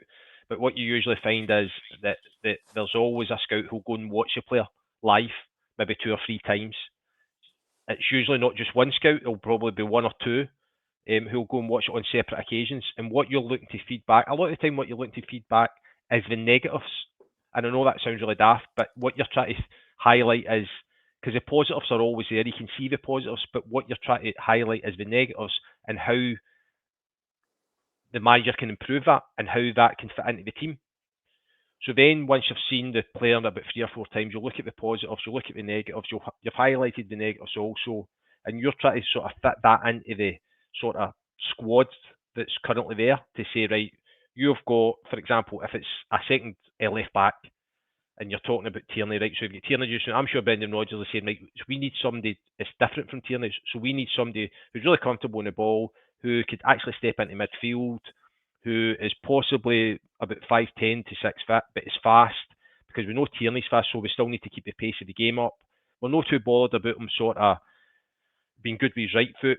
We need him to be good with his left foot, but he needs to be able to see a pass, because we know he's going to play in front of Maeda or play behind Maeda, so he's going to have to be able to see the passes. So it's all the wee bits you try to play in. Then you feed that into the manager to say, and you put it in a format. It can be whatever sort of format you sort of put it in terms of strengths, weaknesses, heading, his attitude. You'll try and take as much. What usually happens then is there's a bit of digging done by the club and the scout, through friends, through scouts, through people you know in football, through teammates, whoever. They all talk, and they'll talk about that individual and see, right, what's the potential of moving. Who is this Brian cunt? That's a fair point. I've just seen that comment. So then you try to figure out what is the next steps for that individual. Can we bring him in? Then it goes into it's a financial aspect after that. But see the number of players that will pass through the manager's hands on let's see this period. If you think about the period of August, see it's about 150, 200 for like Brendan Rodgers, and a lot of that will come from agents, and a lot of that will speak to agents, and goes back to the point that we're speaking about, the type of players that the club are bringing in. See if you're an agent and you've got a player who's maybe 6, 7, 8 million. Are you going to chat the door at Celtic and say, by the way, can you sign this boy? Or see if you're an agent and you've got a player who you know it's maybe 1 or 2 million, you're more likely to go and chat the door at Celtic and say, by the way, we've got somebody available. So that's the sort of process that they sort of go through. And it's a long-winded process. There's loads and loads of work that's done, but you might only get 2 or 3 over the line. And that's what you're seeing just now. But I totally get what you're speaking about in terms of sort of why is it not done so early? Because the club, for me, this is just from me snippets I've heard and sort of speaking to people, the club feel the value for money at the start of the window is not of the same compared to the end of the window. And I get that's exactly, Brandon. That's the correct answer. That's it, exactly. So they feel as if when they sign somebody at the start of the window, you're not getting the value for money yet. You probably have to pay more, because when it gets to this point in the season, what you're seeing, like this morning, if you look at, I think Chelsea are signing Garnacho for 40 million. Then Chelsea are selling somebody to Milan for 45 million, and it's all got a knock-on effect, and it will sort of filters down. And I think Celtic think that they can get better bargains at this point. That's exactly it. I mean, that's 100% correct. And the problem is just as you say there. What people should be doing when that argument's being made is doing what you do with your scouting report and giving them all the negatives first, and go, that may well be true, but here's the fucking problem here, and here's the issue, and this is what you're going to miss out on if another fucking team, you have your star player, which I know for a fact happened this year. That we went 2 teams and went, we want these guys, and they went, great, here's the money, and we went, right, thanks, and then did nothing about it. Rodgers came back and went, where's the fucking players? And Celtic have said to him, no, we're going to wait and see. So what happens then is, 1, other teams come in and buy the players that you want because they want them too, and 2, by the time it gets to this point in the transfer window, other players know other teams know that they can sweat you because you're fucking desperate by this stage, because you haven't got the players that you need. Your team's gone stale. They didn't get a pre-season. Do you know what I mean? It's gonna take them 3 or 4 weeks to get up to fighting weight and whatever else. You know, it's So, it's Marty, insane. that really does come down to the fact that we don't have any football men on our board of directors. Exactly. And we don't have a That's proper huge. director of I mean, football with a like- football background. Like again, Brian, so you're fortunate enough that you've actually played the football side and now you're in the scouting side, so you're kind of seeing it on both sides. You know yourself, we've spoken about it numerous times. The bonus of coming into a club and doing a pre-season with all the guys you're going to play with is huge. And Brendan Rodgers is a football man, and he's saying, I need these guys in and out so I can see, like you spoke about, see the negatives that we spoke about. Let's work on these all pre-season. You're not comfortable on the left. Well, let's just keep fucking working on it. Let's keep working on it, and we'll get through it, and we'll work out how it suits you to play. Whereas this boy for Antwerp, we're all, to be honest, we're all talking about flinging them straight in, aren't we? And let's see. Roger said he could play on Sunday. That's what I'm saying. We're flinging them right in. Get the ballot washer in. Get him in. See, however fucking exciting that seems, it's highly irresponsible, isn't it? It's fucking ridiculous. The guy doesn't even know his own teammates. I know, but isn't this guy 2 years ago, fuck's sake. No, but isn't that a wee bit of a fucking like? Let's surprise him. But Let's go. Come on. Tell me you're not feeling a wee bit of goosebump on that one. Is that the Bertie Hall will surprise him? Bertie Hall took a player after or put one on. That'll fuck him up. No, the Scott Sinclair surprise him type thing. I mean, I seen that mentioned actually the day online. They were talking about Scott Sinclair. He get moved right in, didn't he? Was it game at Tynecastle? Right, against Hearts. In one day. And also let's remember Big Vinegar Pesselink as well. He was in half a day. He got off a plane, got in his boots, played. Joe, where are you reading this favour? You didn't do that. I'm trying to inject some positivity. No, we'll get to positivity. Positivity will come. We need to get through. We need to get them down and dirty before we come back out. You see what I want, Scott? Scott, see what I want to say? Brad, go ahead, Brad. We need to climb through. See the point that Marty. See the point that Marty makes, by the way, is a fair point, because see the two boys that have signed this week, like they'll be here, they'll play Sunday, they'll probably fly out Monday, like to go back to their countries for their it's international week. They won't come back until the following week, so it'll be, say they won't come back to the following Wednesday, Thursday. So then they're packed up in a hotel. It does my fucking balls in, Brian, every year. It really grinds my fucking gears. The Waynes and the misses are like, when am I coming out of Glasgow? Where am I living? Where am I living? No, I've got a nice wee place. It grinds my gears. We'll just take you to the postal. We'll see you. Scott McCorry has a nice garage. Fucking don't mind the Scott's garage. What the fuck? Belgrove Hotel. True. The Belgrove. Belgrove Hotel. Very true. The tulip down beside fucking the Brazen. But here, I see on that, Brian, it grinds my fucking gears every year. These guys are only in the door and off they go. Do you know what I mean? And I hadn't even thought about the family aspect of it, but that is so true. Do you know what I mean? Marty, you touched about it there, and I say, anybody that listens to you have heard us fucking rant about it. But I was watching, who was it? It was on the warm up, and it was Davy Marshall. And Davy Marshall says he went to university and he's trying to do the football, the sporting director stuff. And again, Brian, that was interesting. I was interested when I was on that course. It went, that's part of the pathway on the SFA, that you start off with talent and you can head right on. I was like, fucking hell, because I've actually thought about doing it. I just through nosiness rather than any specific thing. But ex-players getting in and getting into that level of football, I think is excellent. I think that's really good, because then you're learning the business side of it, plus you've got that football side of it, and you can say to them, I was a player, I know how it works.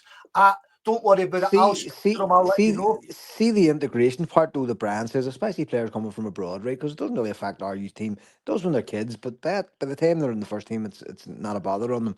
But I listened to a guy who played for the Belfast Giants. And so for those who don't know, Belfast Giants is quite a good ice hockey team. So they would attract lots of players from Canada and places that play fucking ice hockey, cold places, freezing places, to come and play in Belfast. And the guy was talking about joining the Belfast Giants compared to, I think it was a team in Sweden. And he says, I couldn't be fucking happier in Belfast. And everybody's going, there's something wrong with your fucking head. And he says, no. He says, I swear to fuck. He says, the way we've been treated here by the Belfast Giants has been unbelievable. He says, they've done everything for us. Me and my wife and our kids have turned up here, total fucking strangers to this city, but made completely welcome. They had everything I needed to get my head straight into hockey. He says, compare it to whatever the fuck team it was in Sweden. He says I joined that team in November or whatever the start of the league is. He said I flew into that whatever part of Sweden it was. It was completely dark all day. He says there was no sunlight at all for like 3 months, whatever part of the fucking Arctic Circle he was in. He says they drove us to like one of those Swedish homes, the lovely like log cabin type fucking things that they have up there. He said, and we went into that house with absolutely nothing, and all our flat pack furniture was sitting in each room. He said, so I flown in from Canada and had to start building beds for me and my kids and my wife. Do you know what I mean? In the dark. And I didn't know anybody, and I couldn't fucking speak Swedish. And he says, so if you think about that as for how long? what's that? No, I was just thinking that sounds like fucking Cam was lying to me. Fucking never fucking dark here, man. But it didn't work out for him. That's what he was basically saying. This guy was this guy was one of the top players in the Belfast Giants who was sweeping the league. They're very good. I have to say, like, they're actually a fucking cracking team. And not that I know anything about fucking ice hockey, but I'll go from time to time and watch them. And like that whole environment of like Stan Petrov being put in a hotel and just left there and ended up fucking getting to know some dick in a burger van. What the fuck, like? We spoke about that during COVID, though. Do you know what I mean? Like fucking how the best player that season for Celtic was a wee guy whose mammy stayed fucking 3 mile up the road. You know what I mean? Fucking you took a wee guy out of Greece and fucked him in a hotel. Exactly. It's nuts. And COVID's different, obviously. That's COVID is it was a phenomenon. But even just that disruption that all those players coming in this week are going to face. Like one of them's coming from South America. Do you know what I mean? And now he's coming in at a time when all his teammates will be away. I'm assuming he's not playing for Uruguay. And also winter is coming. Yeah, do you know what I mean? You'd prefer to acclimatize people, and like July can be wet, but fuck, at least the rain's warm. Do you know what I mean?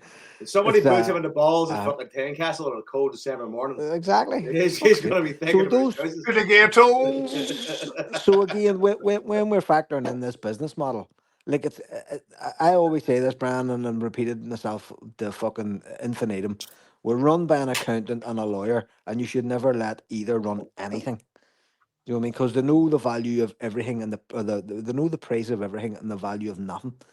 Do you know what I mean? Like the value of paying maybe an extra couple of pounds at the start of the transfer window. They actually get the guy that you fucking want and make him feel like, where's the love? Make him feel loved, bring him in, get him into the club, fucking hell, settle him down, get his family sorted, so that when the qualifier comes at the end of August, you have everything you need. Like it's mental to think that this is something that sounds so simple, but it's just not often done. Brian, I've got a question for you before we kind of shift on to fucking happier topics. Just in general, so see Celtic, obviously, again, you don't work with Celtic, you don't fucking know the ins and outs, but just, I guess, who in the footballing side would set a kind of maximum? Because we're obviously getting in with bids that are lower, right? And sometimes, while Celtic fans are all going do wally, there's a bit of me that kind of goes, no, we shouldn't be paying that just because they say that's what he's worth. Because, like the Chris Garden one, right, for example, he went to Norwich for, I think, what was it, 4.5? 5 million or something. I don't think it was as much as that, Marty. I think it was lower than that. Not even about right? And at one point, they were saying they wanted 11 million to buy him out the contract.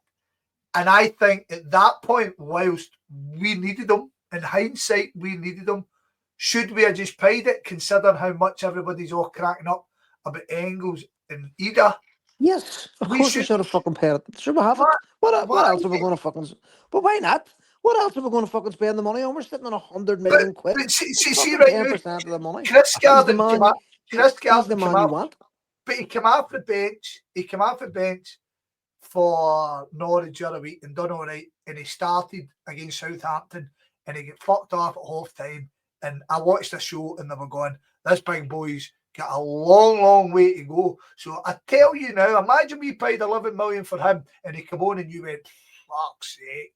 But there must be a point, but Marty, there must be a point where the club goes, right, we've got this committee and we sit there and we go, see him, he's a good player, potentially great here, potentially good here, very weak here, very weak here. We shouldn't be paying X amount more. I don't think we should just be flinging money away. No matter. Then that's fine. Then what you say is this level of player is not going to work at this club. Therefore, give me another fucking 10 million and we'll buy the player above him. We'll buy the higher tier player. But that's what I was asking Brian. I says, see, I don't think it's a 10 million bit. It's a wages bit. It's a package. Yeah, it definitely is, Brian. I agree. They won't break the wage structure. They won't break. So I think because what would usually happen is the agent will probably approach Brendan Rodgers, to be honest, or the scouting, or whoever their contact is at the club, or whoever it is, David Pleat or whoever it is, he'll contact him and say, we've got a player, he's on 15 grand a week, you can buy him out for 4 million if you want him, and he'll do a bit of background check, we'll scout him, why scout, he'll go through that process. Then he'll speak to the CEO and say, right, by the way, it's going to go and make a bid. Celtic will make a bid for 2, and the club will turn around and go, no, we want 6. And that's when they'll go, no, hold on, he's a 2 or 3 million pound player, he's not a 6 million pound player. No, he's on 15 grand a week. If the boy's going to get 40 grand a week now, then it goes into that. It's more about the actual financial package than it is the actual the salary. And that's the point. It's what Roger said at his press conference about 3 weeks ago. I'm not the manager you want if you're just prepared to stay still. That's what he said. If you want to be this club who stays in this strata, I'm not the man for you. So that's hard. Everybody knew then he's not staying next year because that's clearly where Celtic are. They want to stay in this fixed position they're comfortable with, and they think they're never going to go bankrupt doing this shit, and they can afford to bring in 20 players a season and only one of them make it. Do you know what I mean? I agree. I agree wholeheartedly with that. Again, we've spoken this ad nauseum that we're stuck in this where our majority shareholder, who has magically ended up with every bit of power, it's mad that he's getting so much power in Celtic, but he's got this, and we're dictate. Like to go back to your point about you're saying it's no. I agree the wages thing are a stickler, but we're lowballing every club we're going to. Is that to keep the wages down? Or no, is that probably just try to fucking get yourself a deal? Because I mean, we ended up doing it with who did we do it with last summer? Bernardo. The fact was we were going to pay 6 million for him. We didn't think it was that great a season. I think we go up for 3.5, something like that. So you kind of go, well done. That's good. Do you know what I mean? But I don't know. It's just there must be somebody who sits and goes, we don't think he's worth that. Right, he's ready. Hold on, Brian. Sorry to interrupt. Do you want to hear the latest? Go on. This is from about 20 minutes ago. We've been so. Right, this is from Anthony Joseph, your man from Sky. A frantic Friday. What's that? I know the guy does the Sky. I think he's in what the fuck he does, but he works on Sky Sports News anyway. A frantic Friday for Celtic transfer news. Aida's 7 million deal agreed to Swansea. He heads down, completes his medical, and finalises terms while Celtic make progress on the Dahlberg talks. As of 9 p.m. today, Celtic still have no agreement on Dahlberg, and Aida has been told to return to Glasgow. I love this town. That's going to be a last minute one. Totally. And what will Dahlberg? What will happen with Dahlberg? That Aida will play for us on Sunday. I do. And what they'll do is that other team will sweat us for extra money. Celtic won't pay it, and we'll be still looking for a fucking striker in January. I think Dobber's a great one as well. I've got to say, he's really fucking picked his career up, man. I know. I think he's 28, is he no? Is he no 27, 28? He is. He's 27 now. Read today. It's very out with the model that Celtic's got, so it makes you and is it no 7 million they're looking for him? Is it 7 or 8 million? Yep, 7 million. So Right, the money you're bringing in for the money you're bringing in for Ida. Can I make one point here, right? Because like we've gone around the house about like the finances and this person talks to this person and that's the strategy. On some level, like I mean, we have to consider the fact that like going as a Celtic fan, as a Celtic supporter, say a season ticket holder, or a person that buys, merchandise, feeds into the club financially, there's a lot of comes a point when you have to say to yourself, well, I want you to use the money that we give you to give us something of value and something we can enjoy instead of fucking tinkering around the margins of transfer market and fucking capitalist fucking kind of. How are you going to convey this message, Joseph? I just don't know. I'm going to sit here in the house with this microphone and I'm going to say, by the way, Celtic, any chance to give me something better? It was one podcast.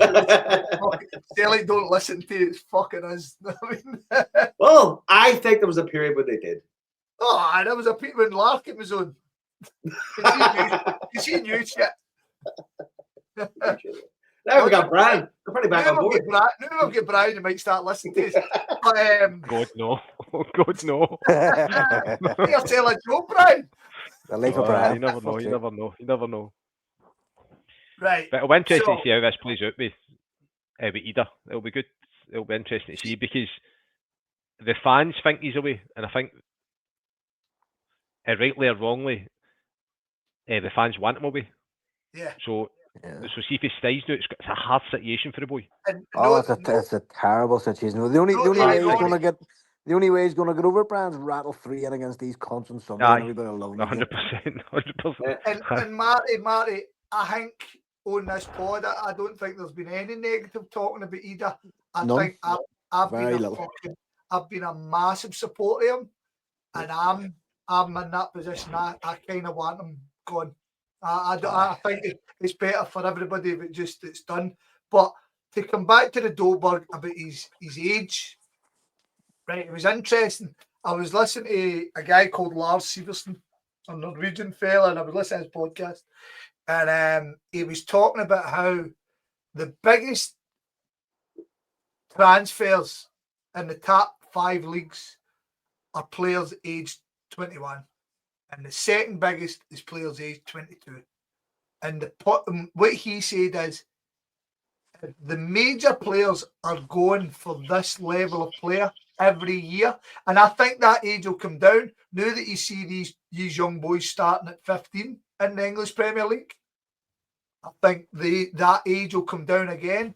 There must be a point where there is good value to be had in 26, 27, 28. If the big clubs are going for these younger guys. Back in the day, the big clubs wanted guys who were proven, but now all the major clubs are trying to get the boys before. I mean, they're trying to get They're trying to get Van Dijk from source rather than Van Dijk 3 down the line. Celtic. Yeah, right? 100%. So that means there must be a point where guys at an age are being overlooked. And see the other thing is too. I'm not finished. Told you what. Also, football players are much better professionals than what they were. And a 27-year-old football player now is the equivalent of a 24-year-old 25 years ago. 100%. They're playing to 34, 35, 36, easy. I had this conversation. What did you get, Brian? I was 36, 35, right? Unbelievable. So Teddy Sheringham used to be an outlier, and now he's not. Now you'd expect players to have that career. They might not always be playing at the level Teddy Sheringham played at, but you could always say, players keep themselves in such good nick nowadays that they extend their own careers just by dint of their own activities and their own preparations and that sort of thing, you know. But oh fuck, I'm out of my head. See, McCorry, I had a good one there for you, and I forgot it. I'll come back. Go ahead. Without him a nut. I'm pulling a beer. Oh, you can't. Fuck you. See, Get me one, you he's fucking absolutely dick. smashed you up now. There you go. No, He's fucking. actually, He's letting you fall a cliff there. Yes. he's a bastard, but I actually remember what I was going to say. And one of the things I think Celtic have been You better at, fucking Ben, rushed me there. You rushed me now. I went and fucking got a warm glass. I had a fucking What- frozen glass. You cunt. one of the things Celtic have actually been better at, I'm not saying they're amazing at it, but keeping an eye on players that they wanted.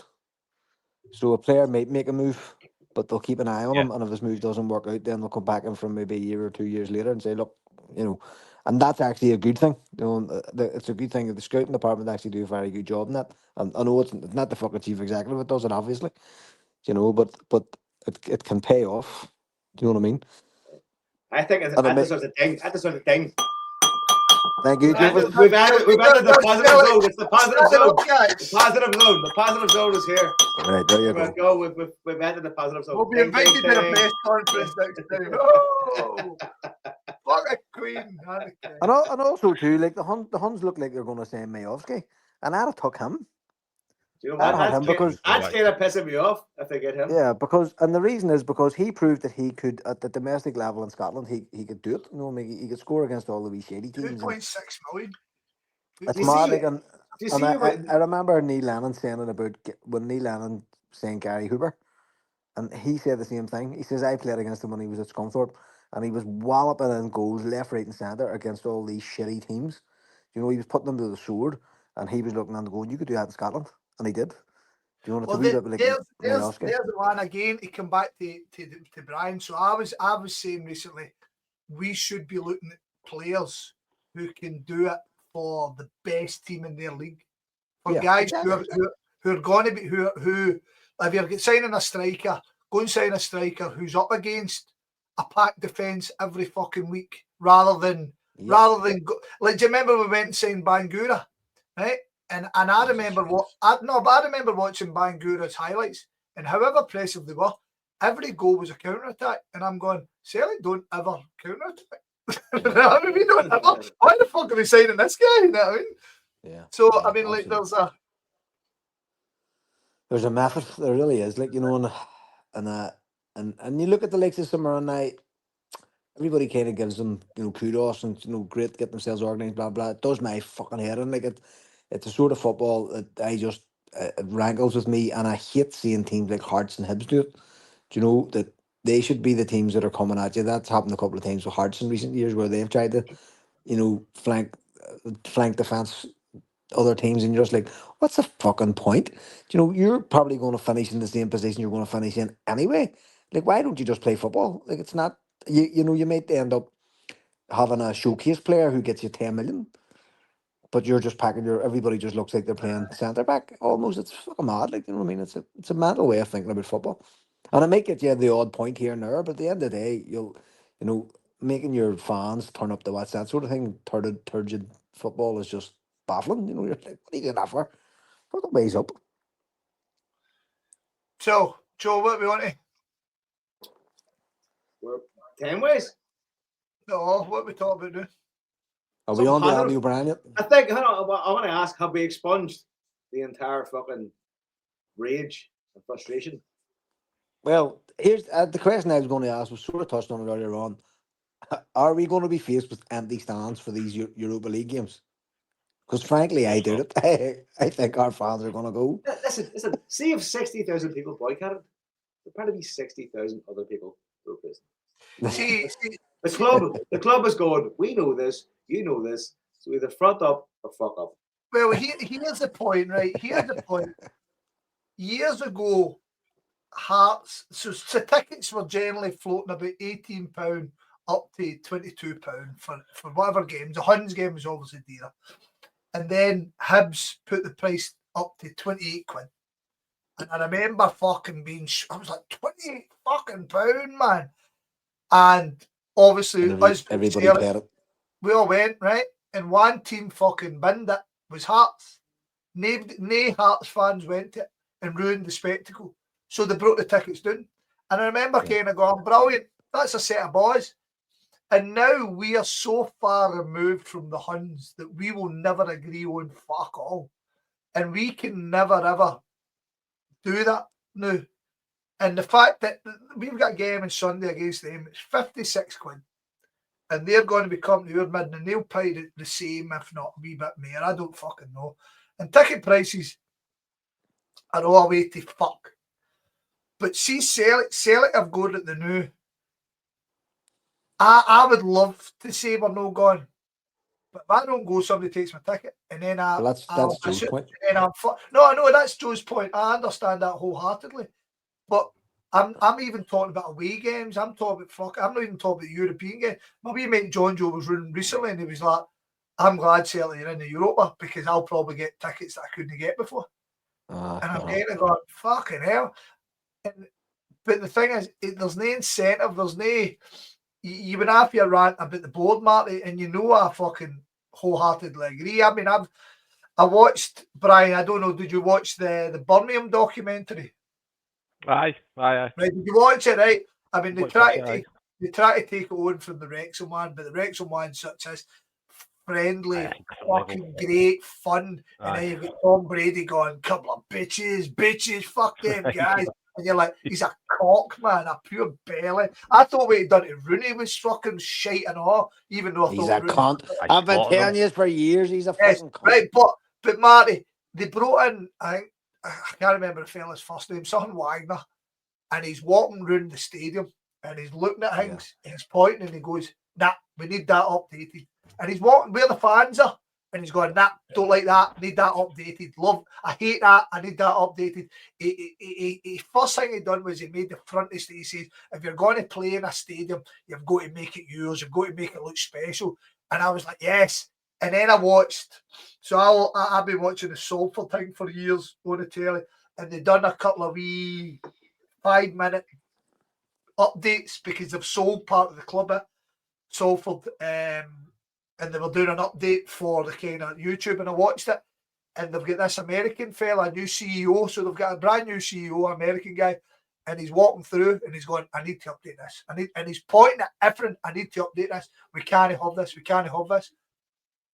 And I'm walking around Celtic Park, and it's fucked. It is pure shit. Well, I asked you during the week, when do you think the last time was any of our board members spent any time in any other part of the fucking ground at all, apart from the main stand, like ever? Like we've got. I wouldn't surprise if pride in the club. And I wouldn't be honestly surprised if there hadn't been anywhere else in the ground in a decade or more. They've been in the Kerrydale when they've been in the fancy bit, and I'll tell you what, the Kerrydale and the fancy bit look lovely. There's no fucking outdated poster on there about fucking season ticket for 4 years ago. You know what I mean? It's fucking hell. Like it just frustrates me that we've got a stale team the new, and I think we'll get all of that. My hope is once the Europa League gets going, we'll maybe get a wee bit more momentum. And because I see before you move off there, Scott, I just think that's such an important point. And I hope that somebody listening to this maybe does a scoot around the fucking stadium and takes photographs of the state of the place. And when the AGM comes up, says, if anybody's going to the AGM, why don't you just ask about this? Mate, I said I was thinking about going for that one exact reason. I said, the next home game, I'm going to walk around the whole way of my stand, the top level, and I'm going to see all the stuff that's not working. I'm going to see all, because see when I buy my fucking juice now for the way and that, the juice machines no worked for 2 seasons. Yep. We've got these young people pouring bottles of fucking warm cola into the fucking glasses. Right? And it frustrates me slagging fucking young people who don't know the better. But I sat and watched this young lassie pour a bottle of cola straight into a cup, and I waited 5 minutes for the bubbles to fucking go down. Yep. Each time she poured it in, and I'm like, just give me the bottle. I mean, fuck's sake. But it's nuts. And we're sitting on 100 million quid. Like, we're moaning about fucking about. And I always say that. You Scott, I've said it to Jason too. Our fans deserve the absolute fucking best. We deserve the best of everything. Like there's no fan base like us. We go everywhere. The 77-year-old man going to Kazakhstan, like they should have paid his for airfare. What the fuck? We deserve the absolute best, and like we always laugh, Brian. There's a running joke on here about the no hot water in the stands, in the bogs. It's a fucking it comes up every week. You know what I mean? And it's like we deserve. If you're not going to fucking spend the money on football players, at least give us a decent experience when we fucking go into the stadium. Do you know? It boils my piss. And I think that's the thing. See, when you see clubs like down south, and you see the sort of facilities that they've got in terms exactly, of Brian. the match day Exactly. experience, then Yep. you think of the Celtic fan base, and you go, "My God, Celtic can make an absolute fortune." As I went down to, it was Like Tottenham, Man United. those football teams would swap their stadiums for our fan base. Where did you go, without Brad? a doubt. That way. What are you saying, Brad? I went down to Tottenham, Man United about 2 years ago. To the new Tottenham Stadium, brilliant. All right, fuck.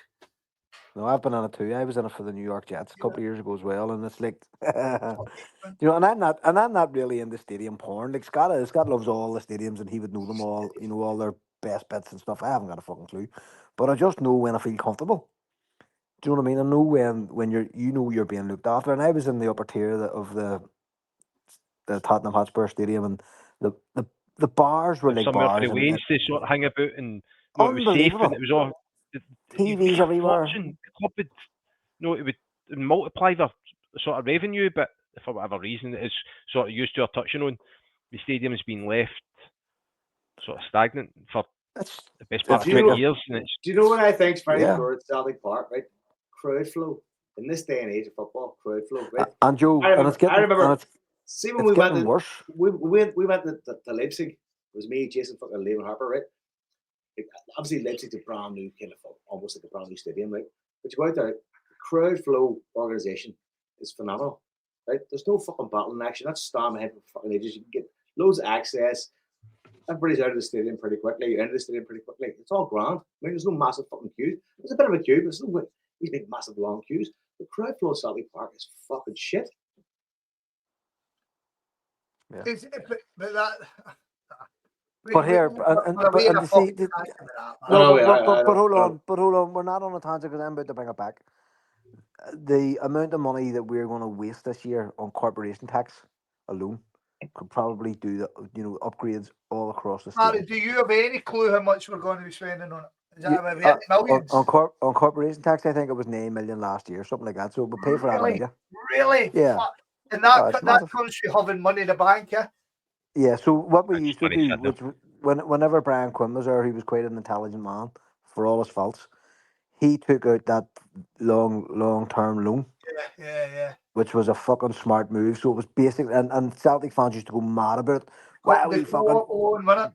They didn't understand why he was doing it. And what he said was that puts a liability against our assets that we can then draw on. So we can say we're permanently in debt, which allows us to avoid corporation tax. Now, you can argue the toss about whether we should be paying corporation tax, and some socialist organisations would obviously say, we should. But the fucking point is if you're a tax-efficient person, you say, well, actually, that's something we could be doing without paying, because we pay enough on income tax and all the other fucking taxes, value-added tax, to cover our bases on that. So the shoulder on the corporation, huh? Exactly. So what you want to say is, right, well, you want to keep everything as low as possible. Like, your profits should be, you shouldn't, like last year we had to do a special announcement to the fucking stock exchange because we made too much money. Like, what are you doing? What the fucking fuck? Why do you want all this money? What? Like, Scott posed the question to us, Brian, about 6 weeks ago. Why have we got this money? What the fuck are our plans? Didn't you, Scott? Remember you were saying to us, I can't actually logically think why we need this money. What are we going to do with it? To which we all just burst out laughing. Do you know, man? Fuck off. They're stupid. It's fucking stupidity. It's actually daft to do this. It's like you should be if you're sitting on that amount of money and you're having to do special stock exchange announcements, then you should have a cyclical maintenance program in your stadium to suck about 30 million of that off you, which you can then legitimately set against your tax and say, sorry, no, that's not profit anymore. Our stadium is 30 years old. It needs to be upgraded, so we've set this money aside, and then that reduces your tax liability. Like, it's fucking nuts. It's nuts. It's mental. And if I'm guessing, they're probably thinking the interest rates went up a bit there. Well, hang on to all this and we'll make a few quid on the interest. Do you know what I mean? Which is robbing fucking Peter to pay Paul. It's fucking nuts. I cannot get my head around it whatsoever. Fucking nuts. And as I say, could have paid for it, Adamita. Well, Adamita's already paid for himself, so cunts want to fuck up. Wow. I've done enough ranting for tonight. I'm away to get another beer. Use rant away. Good man. Right. So, do we stay in the negatives and then kind of push the positives down the line? Right. In fact, we'll stay in the negatives. The Scottish Euro results this week. Fuck. Right. Hibs did a super Hibs. See, the Hibs one's a fucking heartbreaker, isn't it? Brutal. How many late goals are they going to lose in Europe, man? Jeez. As long as they keep losing them against us, then I don't give a fuck. No, but it's a shame. It's a fucking shame. But see, what's the name of the boy? Ian, the forward. A couple of years ago, he looked like a great player. And every time they brought him on in Europe, he's been a fucking man down. He doesn't know. He loses it. He tries things, and he's not good enough, and he loses the ball really easy. See last night, go to the fucking corner. Fucking be wise. Take the fucking win. Know what I mean? Fannies. Aberdeen, I think, get fucked over by that penalty decision. That's wild. That's a bad decision. It was wild, actually. It was a poor wild decision. I don't think Aberdeen were going to win that game, personally. I think Steaua Bucharest actually looked pretty handy, but they got themselves in a great position. I think the referee fucked them. Huns, hilarious. And then us, well, we're a disgrace. Did Chris Boyd actually walk out of the fucking... I did see a video online for like they Yeah, Chris right. Boyd for 6-0 and he wasn't there anymore. No, I waddled it. No, they put a cardboard cutout. They put a cardboard cutout of him instead. Do you know what? But it's Genius. staying the hunt for it, does it? No, I mean, we all kind of sit and have a laugh and stuff, but I kind of hope. So Aberdeen's group, well, that's what leads right on to the draws. Aberdeen's group looks cunty hard. The Huns group looks pretty damn good, and I thought our group was pretty fucking hard as well, to be honest. What was your thoughts on that? Denny's? I mean, it's not easy.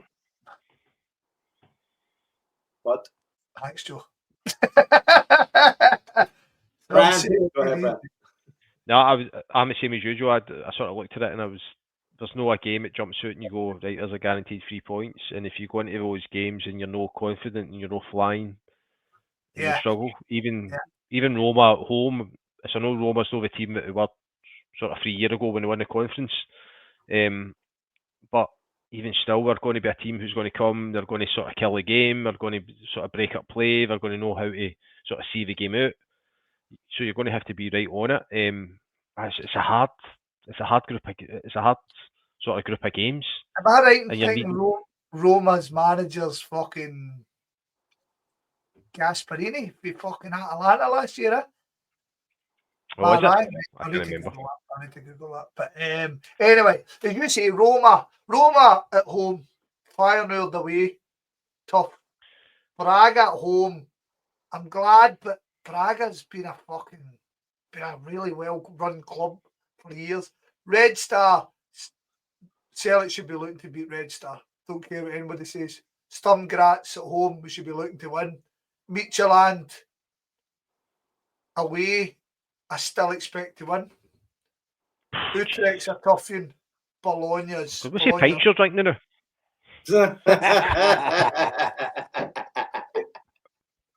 Is it the strong pints you're drinking now? Bran, this is why Scott gets himself into such a fit of fucking rage. Right? It's a hope that kills him. He has that sort of idealistic view of football that he's, we should do that. And then he just rages. He goes missing for every 3 days. He goes missing from the Homeboys for every 2 weeks. We can't get him on the fucking Homeboys because he'd be so fucking raging. Here's what happens, Brian. Right, his ambitions for Celtic get mixed up with Celtic's capabilities of being Celtic, and then everything goes to fuck. And we can't get a fucking Scrap. podcast because we can't find him. Scrap the Scottish football. Let's speak about Sunday. There's only one game to speak about. It's not about John There the we go. Yes! There's only one game to speak about. There's only one I don't game like to speak talking about.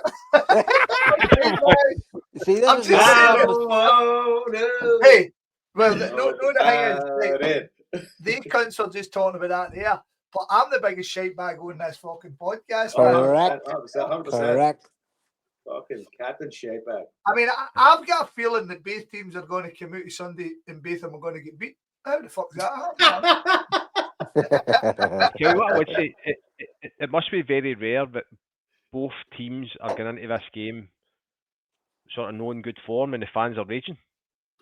Because usually there's always one set of fans that are raging. It's been Rangers. It's been Rangers for the past. Whatever it is. It's the derby of who's most angry afterwards. I know. I think it is, but The bottom line is. my only thing is with Brian, Rangers, go ahead. because you're at home, you'd imagine Rangers are going to have to try and have a go at Celtic. Yeah. And that'll suit Celtic, because what Celtic struggled with in the last 2 European games was that team just sat in, and that's where Celtic are struggling just now. But Rangers will have to come out. If they don't put their balls in the lane on Sunday, What way are you even inclined to think they won't come out?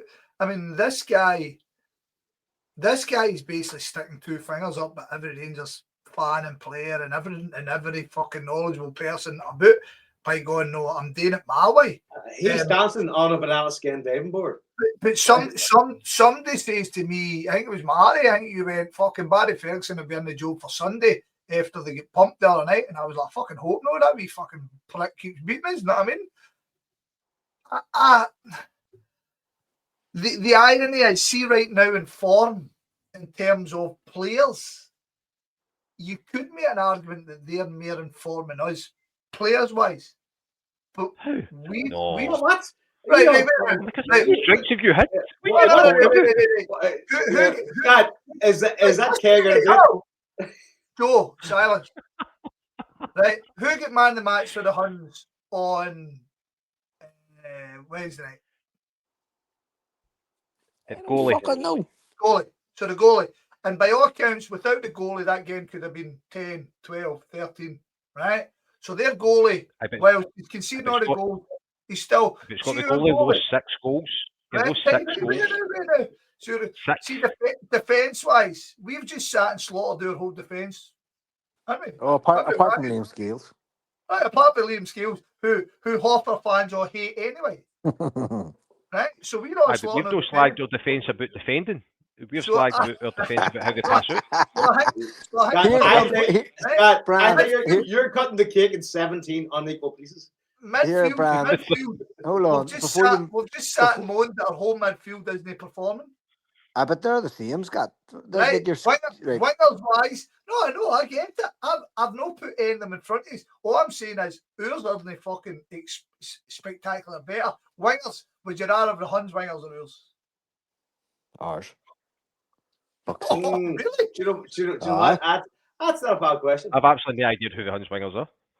The Gas Man and Ant-Man and fucking Batman and fucking Gas Man, ass man. Listen, here's a question for you, and Brian, your professional eye would probably be beneficial here. But Kasper Schmeichel to me looks about 2 stone overweight. Is that just me, or has anybody else noticed? How dare you? How dare you? I think he's fucking lost this season. Does he fuck? He looks like he looks like he's carrying timber to me. What? So he is. Big tubby. Would you rather have fucking Maeda? Dessers or fucking Yamada? I don't know. I'm being a wank. I know. I appreciate that. Do you know what though? I think here's the thing. I think Big Shin. He looked like he knew how to run into space. a fair But chance. here's the thing, right? He can run into space. So can a fucking dog, you maniac. Fuck's sake, what's happening here? Okay. Celtic listen, we haven't conceded a goal domestically yet, and we've scored what five goals of 3-2-1, 6 goals. So there's 1-0, 2-0, and 3-0. and 3-0. So we've got goals in the What's the team. logic, Marty? Well, the logic is the Huns haven't. They've been, so Brian's right. They're going to be under so much pressure on Sunday. They're going to be giving it the big no surrender, get into them. So if you've weather that storm that you know it's going to be coming in the first 10 minutes, you're imagining that Rangers are going to run out of ideas very quickly because they don't have any sort of players that can turn a game or whatever. That's their own complaint. I'm listening to the Heart and Hand podcast today about the state of them and the likes of the players who are getting dropped and the players who he's trying to bring in. Raskin apparently has been told he needs to find the club before Sunday. I'll be glad to see the back of him. I think he's a good player and I hope he doesn't play. Mhm. Do you know what I mean? So if he's gone from the squad, that's a fucking midfield win for us. Without, I don't think a shadow of a doubt, he's one of their definitely top performers, even though he's a gremlin. Do you know what I mean? So it's and see the other thing too, like we criticize, we're starting to criticize Callum McGregor for his performances. But you cannot criticize Callum McGregor for his leadership. You look at Tavernier, like, see if I had him as our captain, I would want him fucking hounded out of town. Like he's a loser. He's always happy when he's getting a penalty. He does fuck all else. He ponies about the pitch, posing at a time when they really need somebody to dig in and push them, push their players forward. So, like, when it comes to the crunch, if I was having him up, who would you pick? Who would you rather have as your team leader? You'd be taking Callum McGregor every fucking day of the week. And the more I watch Tavernier, the more I understand why the Huns hate him. Because that's what he does. He's happy enough as long as he gets his penalty. Do you know? And see, apart from that, he's fucking diabolical. Like, he just trots about. I think, right. You're being harsh there. I No, was it's being, not. I was being totally facetious earlier when I was kind of, but I think Tavernier's a decent football player, right? I mean, I disagree with Marty. It's not about his it's not about his football skills. It's not. He's all the ability in the world. But he's the fucking, like, watch him carefully when you see I've been watching the Rangers matches over the last couple of weeks, and he's been dropped. They've actually just dropped him, and I actually think you were saying about Russell Martin sort of giving the two fingers to everybody, but I actually don't think that's true. I think he's been listening to their fans too much because they wanted him dropped, and Tavernier actually is one of their better players. It's the mental captain bit. aspect. It's the captain bit. I'm looking at him going, you're their fucking captain. And you're happy enough strolling up on 90 minutes and taking the last minute penalty. You did fuck all the whole match. You didn't drive anybody on. You didn't set any standards. You didn't bring other players up to your level. You just trotted about like a show pony. Oh, good. I hope he plays. Fuck him. Right. So here's what I'm thinking. This game in my mind, this game in my mind, right, is so they fucked you in it. Is swinging from either being a massively brilliantly close ding dong of a match or being the most boring fucking 0-0 game. I'm the same, Joe. I'm with you.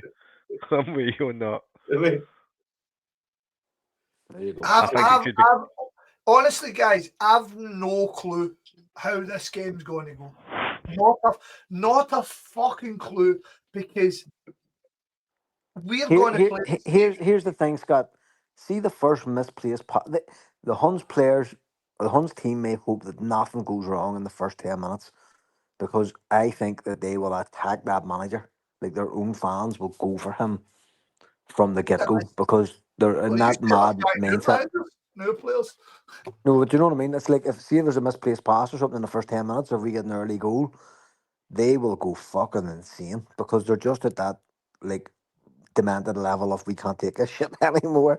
Like, it's been going on for 15 years sort of fucking thing. Like, that's the way they're talking. I was glad they never punted them, right? Because I think we've got a better chance playing against his style of football. Definitely. When we come up against Clermont, and then Ferguson played as like a fiddle, and I don't reckon Ferguson's played at a higher level of football than I fucking think I've even watched. But Barry Ferguson was a great football player. But to quote Tommy Boyd, he's an honest bastard. That's nothing to do with Here's the thing. Here's the thing about Russell Martin to me, right? Seems like a hippie that's trying to lead a club. Joe, that's kind of what I think of. He's a hippie that's trying to lead a Hell's Angel club, and it's just not working out. And they're going, this cause a fraud. Some of your analogies kind of just miss the point. I didn't know what that one was all about. It's not. It's not what it means. It's how it makes you feel. Yeah, but I don't know. I thought he would actually do all right. I've got to admit, I thought. I think he signed poor players. I think that's part of his. And you go back to what we spoke about. It's about recruitment. The players that are brought in have no been better than the players that they had. So it means you're trying to he's trying to implement a style of play which is alien to the Rangers boys that are there, and they're just no confident, and the fans are just not having it. Obviously, the fans didn't want him because they get teased with it was Gerrard, then it was going to be Ancelotti. Yeah. Then they got Russell Martin. I forgot about that. You think you get Ancelotti? You think you get Ancelotti? You get the guy who used to do the fucking horoscopes in the Daily Record. It's like walking in the tune and somebody says, "Come on, I'll take you for something to eat," and you see the Spanish restaurant tapas, you're like, brilliant, and you walk by it and there's a wee greasy chippy around the corner, and you go, right, going in there, that's what you're getting. You're like, jeez, man. Order yourself a You bar want of something sausage. else? Aye, but I know. Hans got catfished. Right. So, how do you think?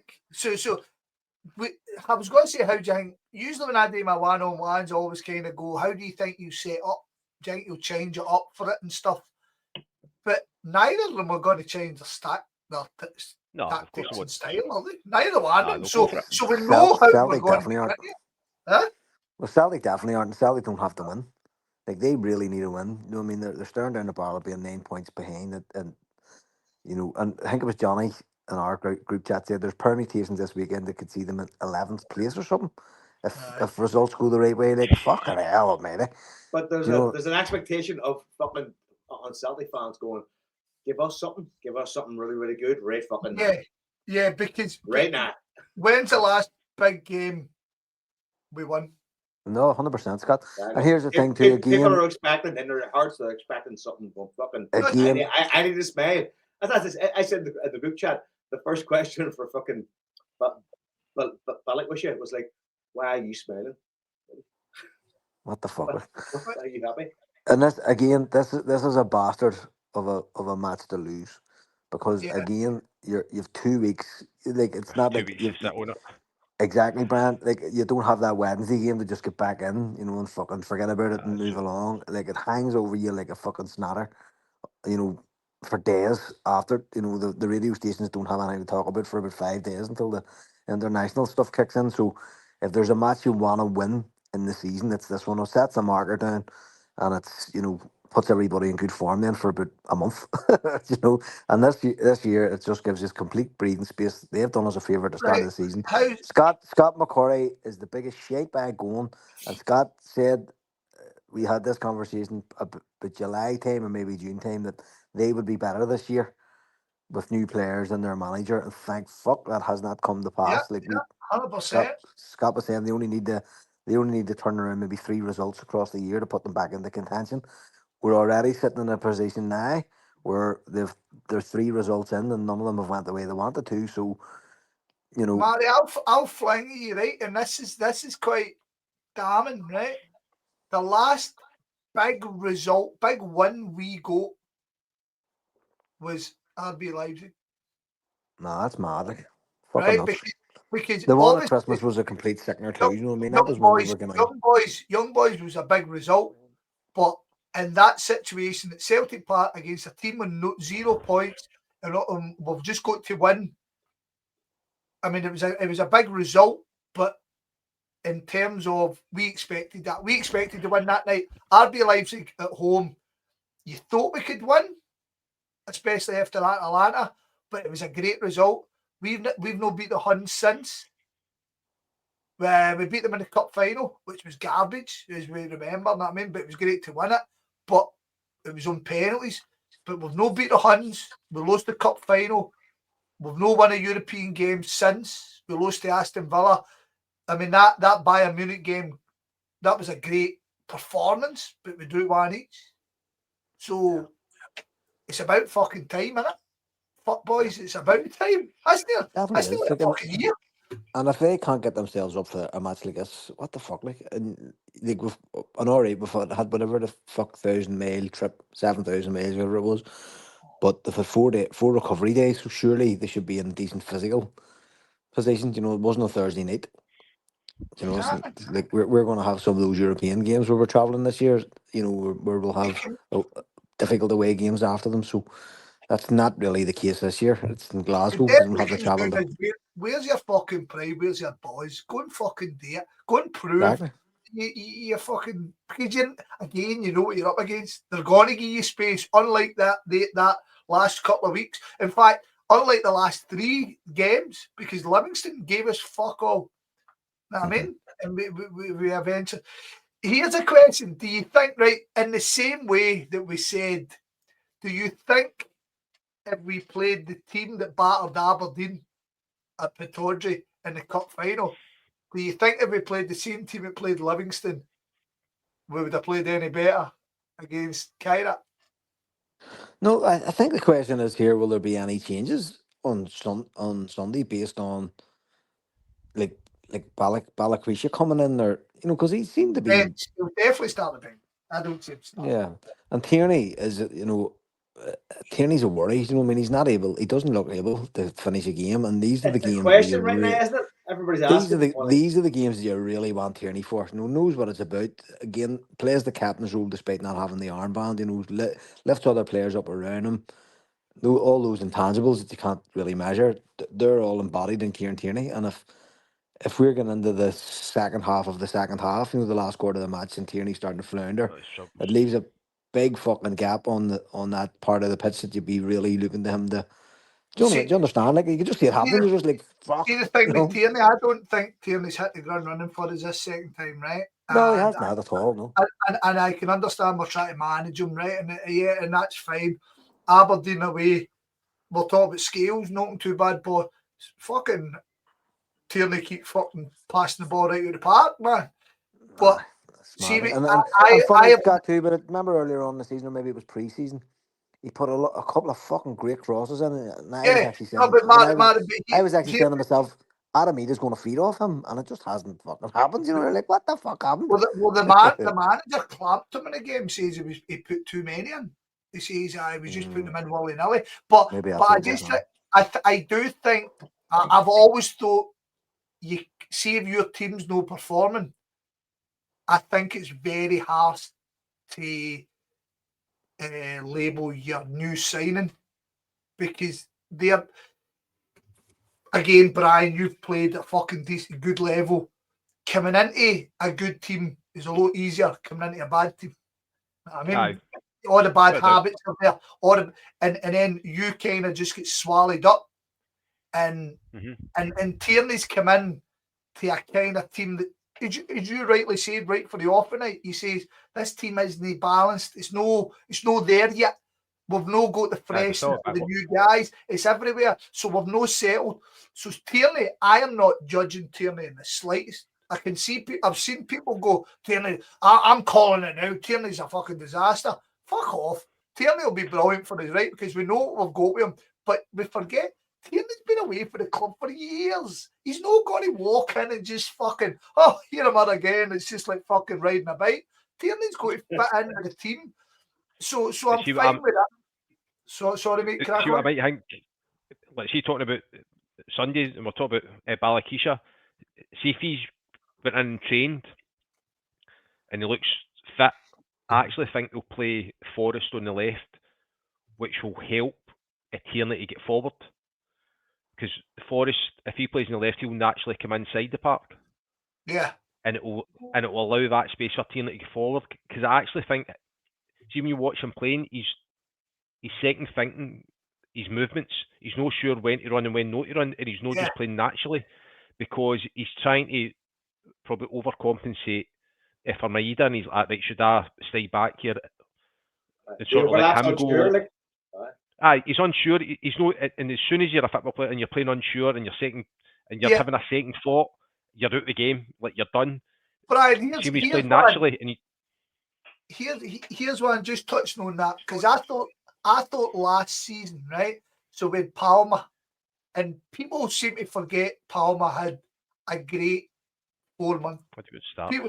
People have totally forgot about that. Palmer was a good football player, and it just never worked for him, right? And then people turned on him. The same way we're talking about Scales, people turned on him, and he couldn't do anything right. But people were turning on him, and I remember watching him, and I was thinking, he's a guy who would have benefited for Kieran Tierney because Kieran Tierney would have been overlapping, pulling guys away from him, allowing him to go in and use his skill. But Greg Taylor, who was on the same side of him, Greg Taylor was almost getting into the position he was going into. Do you know what I mean? So he was getting doubled up, and it's almost the opposite now with Tierney. Tierney's run into the position Maeda was, and the irony of if we started with Maeda in the middle and we had a Palmer type player cutting in, Tierney would have probably worked fine. I can see exactly what you're saying. We're almost doubling up in areas where we shouldn't be doubling up. Shouldn't be. I've no doubt when Rodgers probably first had the conversation with Tierney in January, February, and he's got a Jota signed already. I'm pretty sure he's saying, right, I've got Jota on the left wing, I've got you at left back, you're bombing down the left wing, and Jota's coming inside, he's playing in the wee pockets, he's getting the ball sort of in the half turn, he's sort of making things happen. That's a perfect, that's absolutely perfect on that left side. But then Jota gets his injury, then Tierney comes in and he's like, right, I'm not sure if I should be going forward, or should I pass, or should I stay?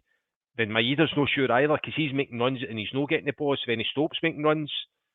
So that's where I can see why he sort of played him centre forward during the week to just go and run and just go and pester him. But then there's no space for him to run into because they sat deep, and that's why I can see him playing centre forward during the week and Sunday, because you're going to Ibrox, Rangers are going to have to come out. They're going to have to play. They're going to have to go for the game. As Marty says, the fans are going to demand that they go and press Celtic. And if you've got Maeda playing as a centre forward, he's just going to run the channels all day long, and it's just about just sort of putting balls down the side. What's a big Suter. I know we're talking about Schmeichel's carrying a bit of beef, but Suter's, Jesus man, he's the radio tonight. The radio was tonight or last night. I was listening. I think it was Tom. Was it Tom English talking about Suter, and he was just going like, "What the fuck has happened to this guy?" Do you know what I mean? It's like, I've always thought Suter's a good football player, and as you say, every time I've watched him, even in the game, I thought they done really well. I was like, Suter just doesn't look. As you say, he kind of looks a wee bit tubby, you know what I mean? And by golly gosh, I know tubby.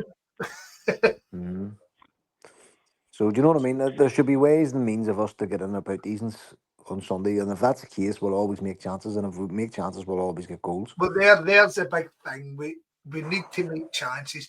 It's one thing watching your team and you're maybe not playing great, but see if you're not creating, it's infuriating. And that was the other night. That was the other night. See when you're sitting watching it. I mean, imagine me. I can honestly see Kyrat getting fucking rattled every game. I know you say they're set up well, Brian, but they'll get. They all get battered if better teams. Better teams will just sort of pick them off. I think Celtic, for whatever reason, will just passive in it. They just didn't. It's funny. It's funny because you cracked the night for you all.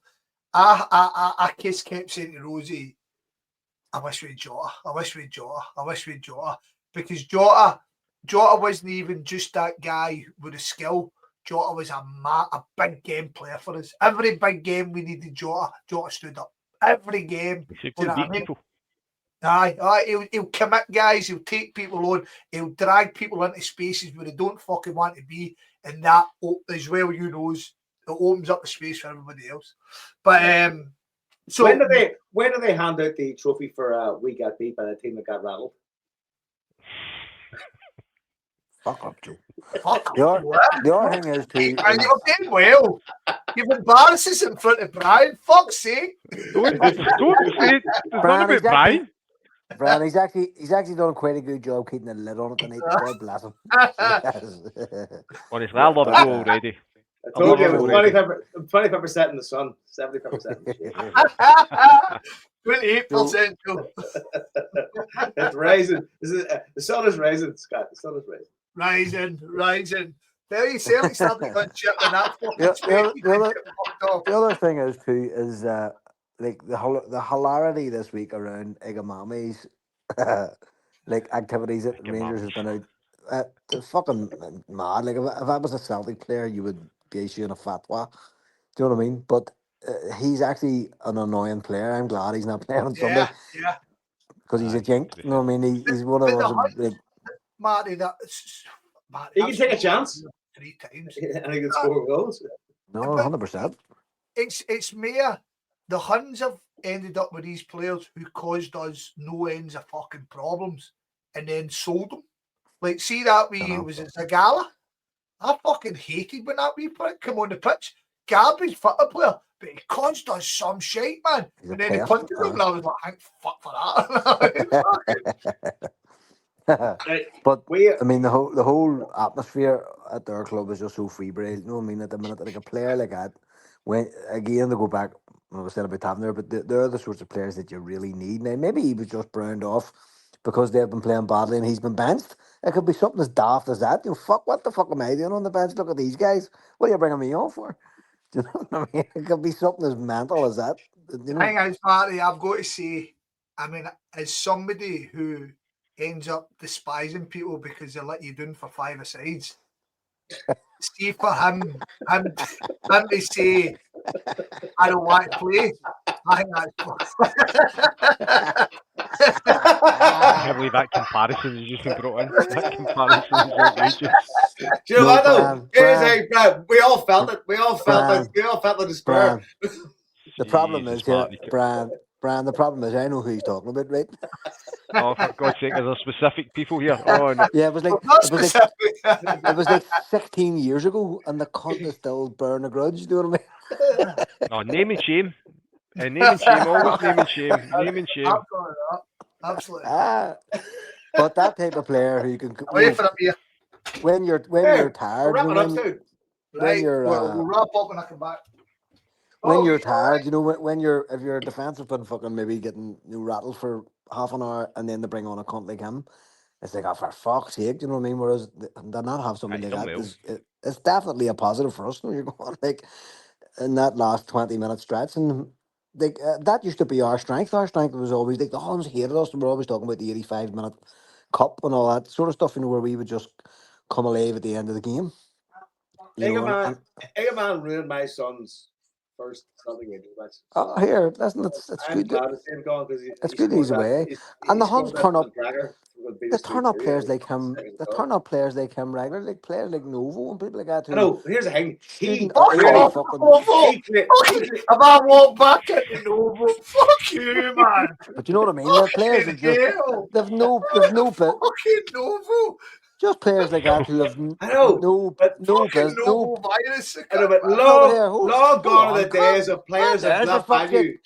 My point is, it's just they turn up these annoying players who have absolutely no business playing at this level of football. Who just fucking annoy the balls. You like it's mental. It's fucking crazy.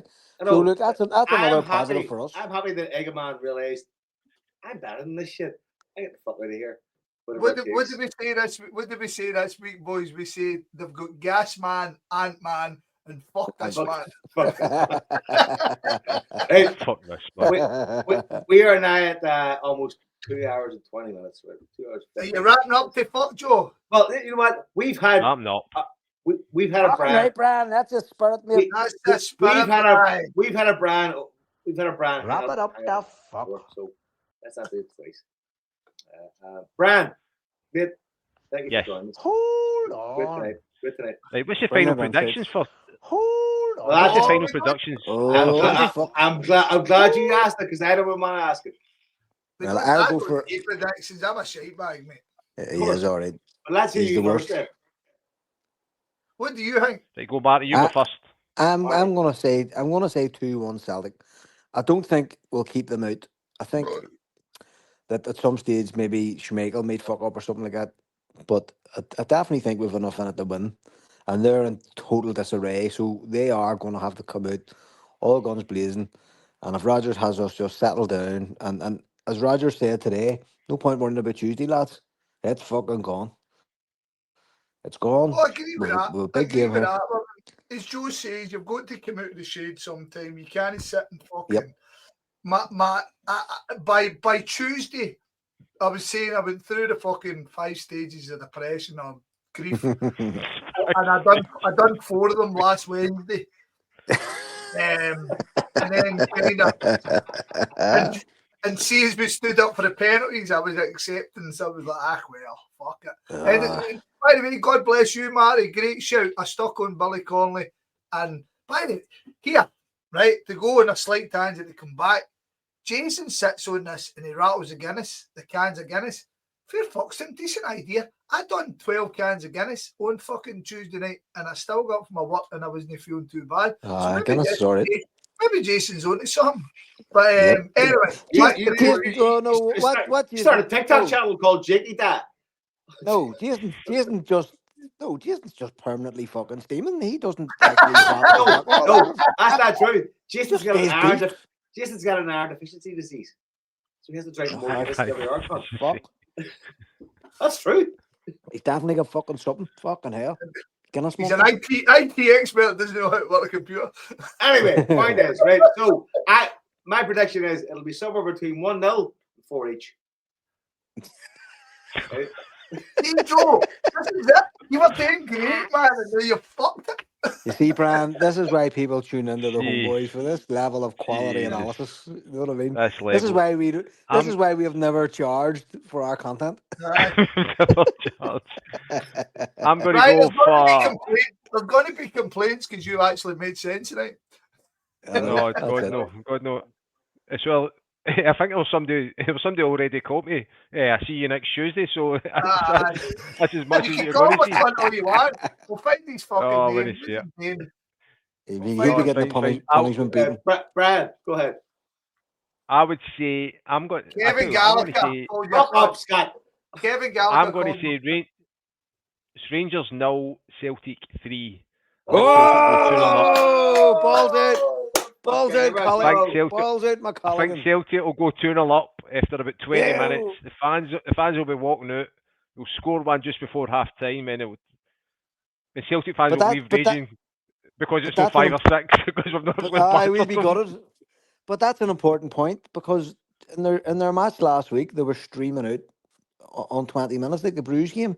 Do you know what I mean? So if we can do anything on them early, you eliminate Abrax as a variable because they will just flee the fucking scene. Yeah. You know, they've definitely had enough. Suck the leg. Right, Scott, what's yours? For fuck's sake, man. Shade bag. Come on, you fucking. No. Well, right. Because I just think I'm a pair of kits, will you? I hate being confident about stuff because. Oh fuck no. Right. So what do I say a Hun result?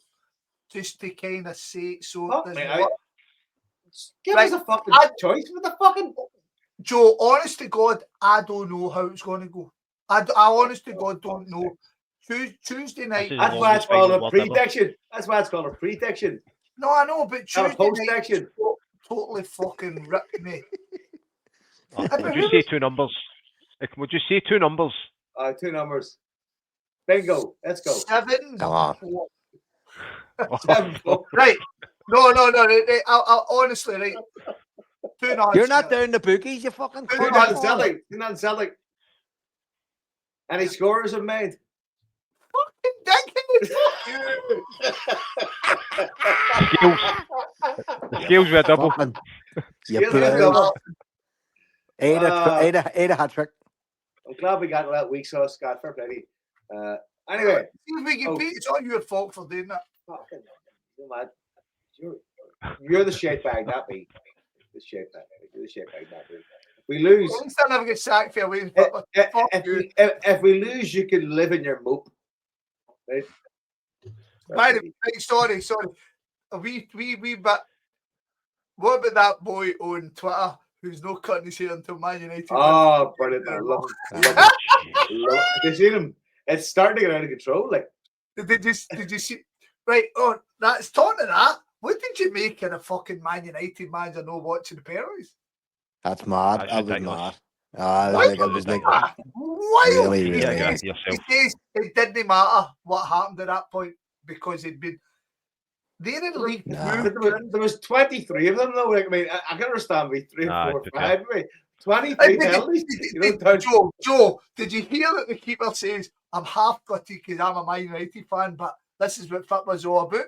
So that boy was letting him in. At one point, he was like, come on, I'm going to fucking help him in. Fuck's sake, man. You know what? What a midden of a club. What a midden. Unbelievable. That's weird. Are they not? Are they made fall? Are they not the quintessential example of corporate America and corporate ideas sucking all of the life out of anything that had to do with the past? Joe and Marty, now you guys would be more in the line here than myself and Brian, right? Because you get the oddball, I'm a Man United fan, somebody ignores them, do you know what I mean? But in general, we fucking meet Huns and then you meet a St. Johnson fan every now and then, you start and talk to them because you're like, how weird are you? But you guys are in the middle of a fucking place where you've got all these Irish guys who all support Man United, who all support Liverpool and stuff like that. I remember I worked with a guy and he called himself a Man United fan. He'd never stayed in Manchester. He was born in Concordia or something. Oh, I'm a Man United fan. And I remember when they signed Paul Pogba. And I remember saying to him that day, I says, you're on a football team anymore. You're a fucking franchise. You signed him for hits and views and fucking social media because that boy does not fit in a Jose Mourinho team. So you've not signed this boy for the benefit of your manager and your football club. You've signed him so you can fucking proclaim him and stuff like that. Because I think they spent, 100 million on him, didn't they? No. And ever since that day, well before that, it was obviously when Ferguson left or when the Glazers turned up even beforehand. But Joe, you summed up perfectly. The soul has been sucked out by American corporate fucking industry. And I'll tell you what, I worry by the amount of Americans who are buying Scottish football. Yep. I worry about it. There's so many clubs owned by American owners in Scotland, like lower league, Dunfermline, fucking, they're all owned by Americans. Why? Why are they fucking Scottish football? And I think it's something to do with English Premier League. There's a very fine line now between being like we're all of a certain age, right? So football to us is a community thing. So that's this podcast. We come together and we people listen to this shit, whatever reason the world, right? But like, I mean, community is part of what football is to us, right? See what we're living through right now, I suppose, is the transition between football being community to the fans and being commodity to the owners. Right. But hold on. That has always been the case. There's no I know, but it's Marty, but it's bleeding further and further into the actual fabric of the idea of being a football supporter. That's a difference. I know, but it's not really, right? Because here's why. See, in the early fucking 90s, when the fucking Man United were lording over us, their fans were they loved it. Everybody fucking hated them. They were ahead of the curve on the whole commercial market and stuff. They were the fucking kings of it. Now it's come back to fucking bait them. And the state of them is like beautiful to watch. And like our mate Johnser was fucking going mental on Tuesday night. I was saying to Scott some of the fucking conversations that were going on.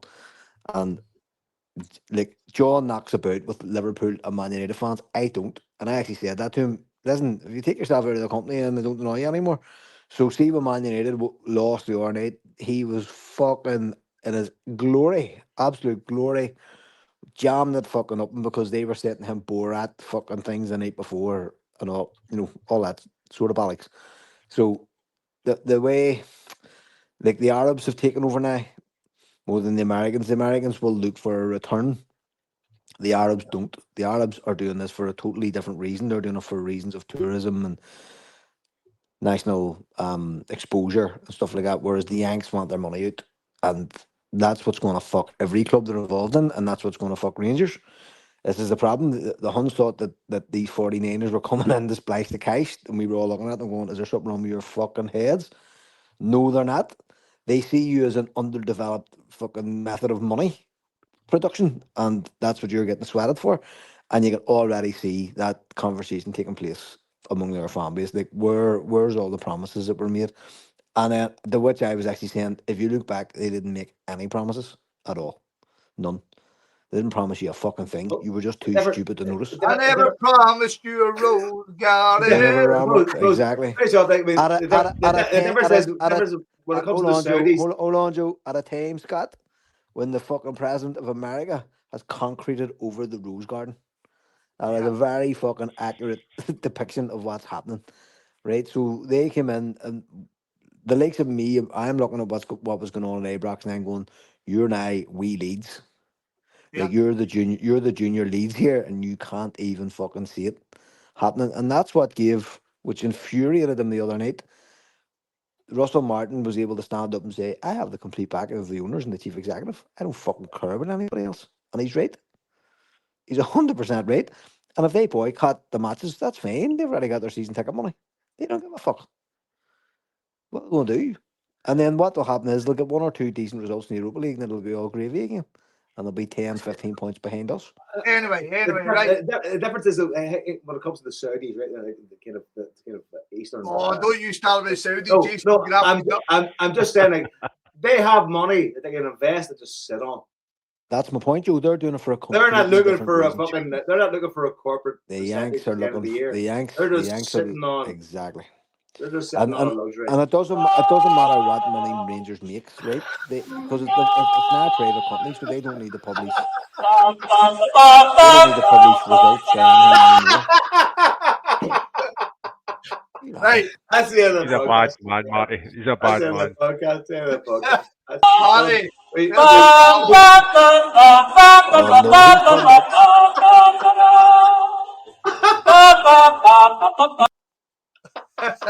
Right, that's us, folks. That's done. Brad, I want to thank you, mate. Joe, it's been a pleasure, Marty. Always, Scott. Pleasure, always, guys. Brian, you're always welcome on here. Brian, you should come on, say once a quarter, and give us your overview of how we're going. I think that will be a good thing. How we're going? I know, because we're once the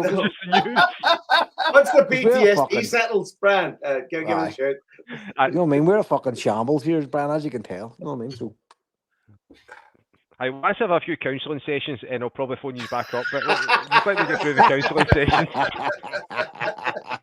Right, folks. Thank you, again, right? Guys, all the best. Yeah, folks. Good luck. God bless.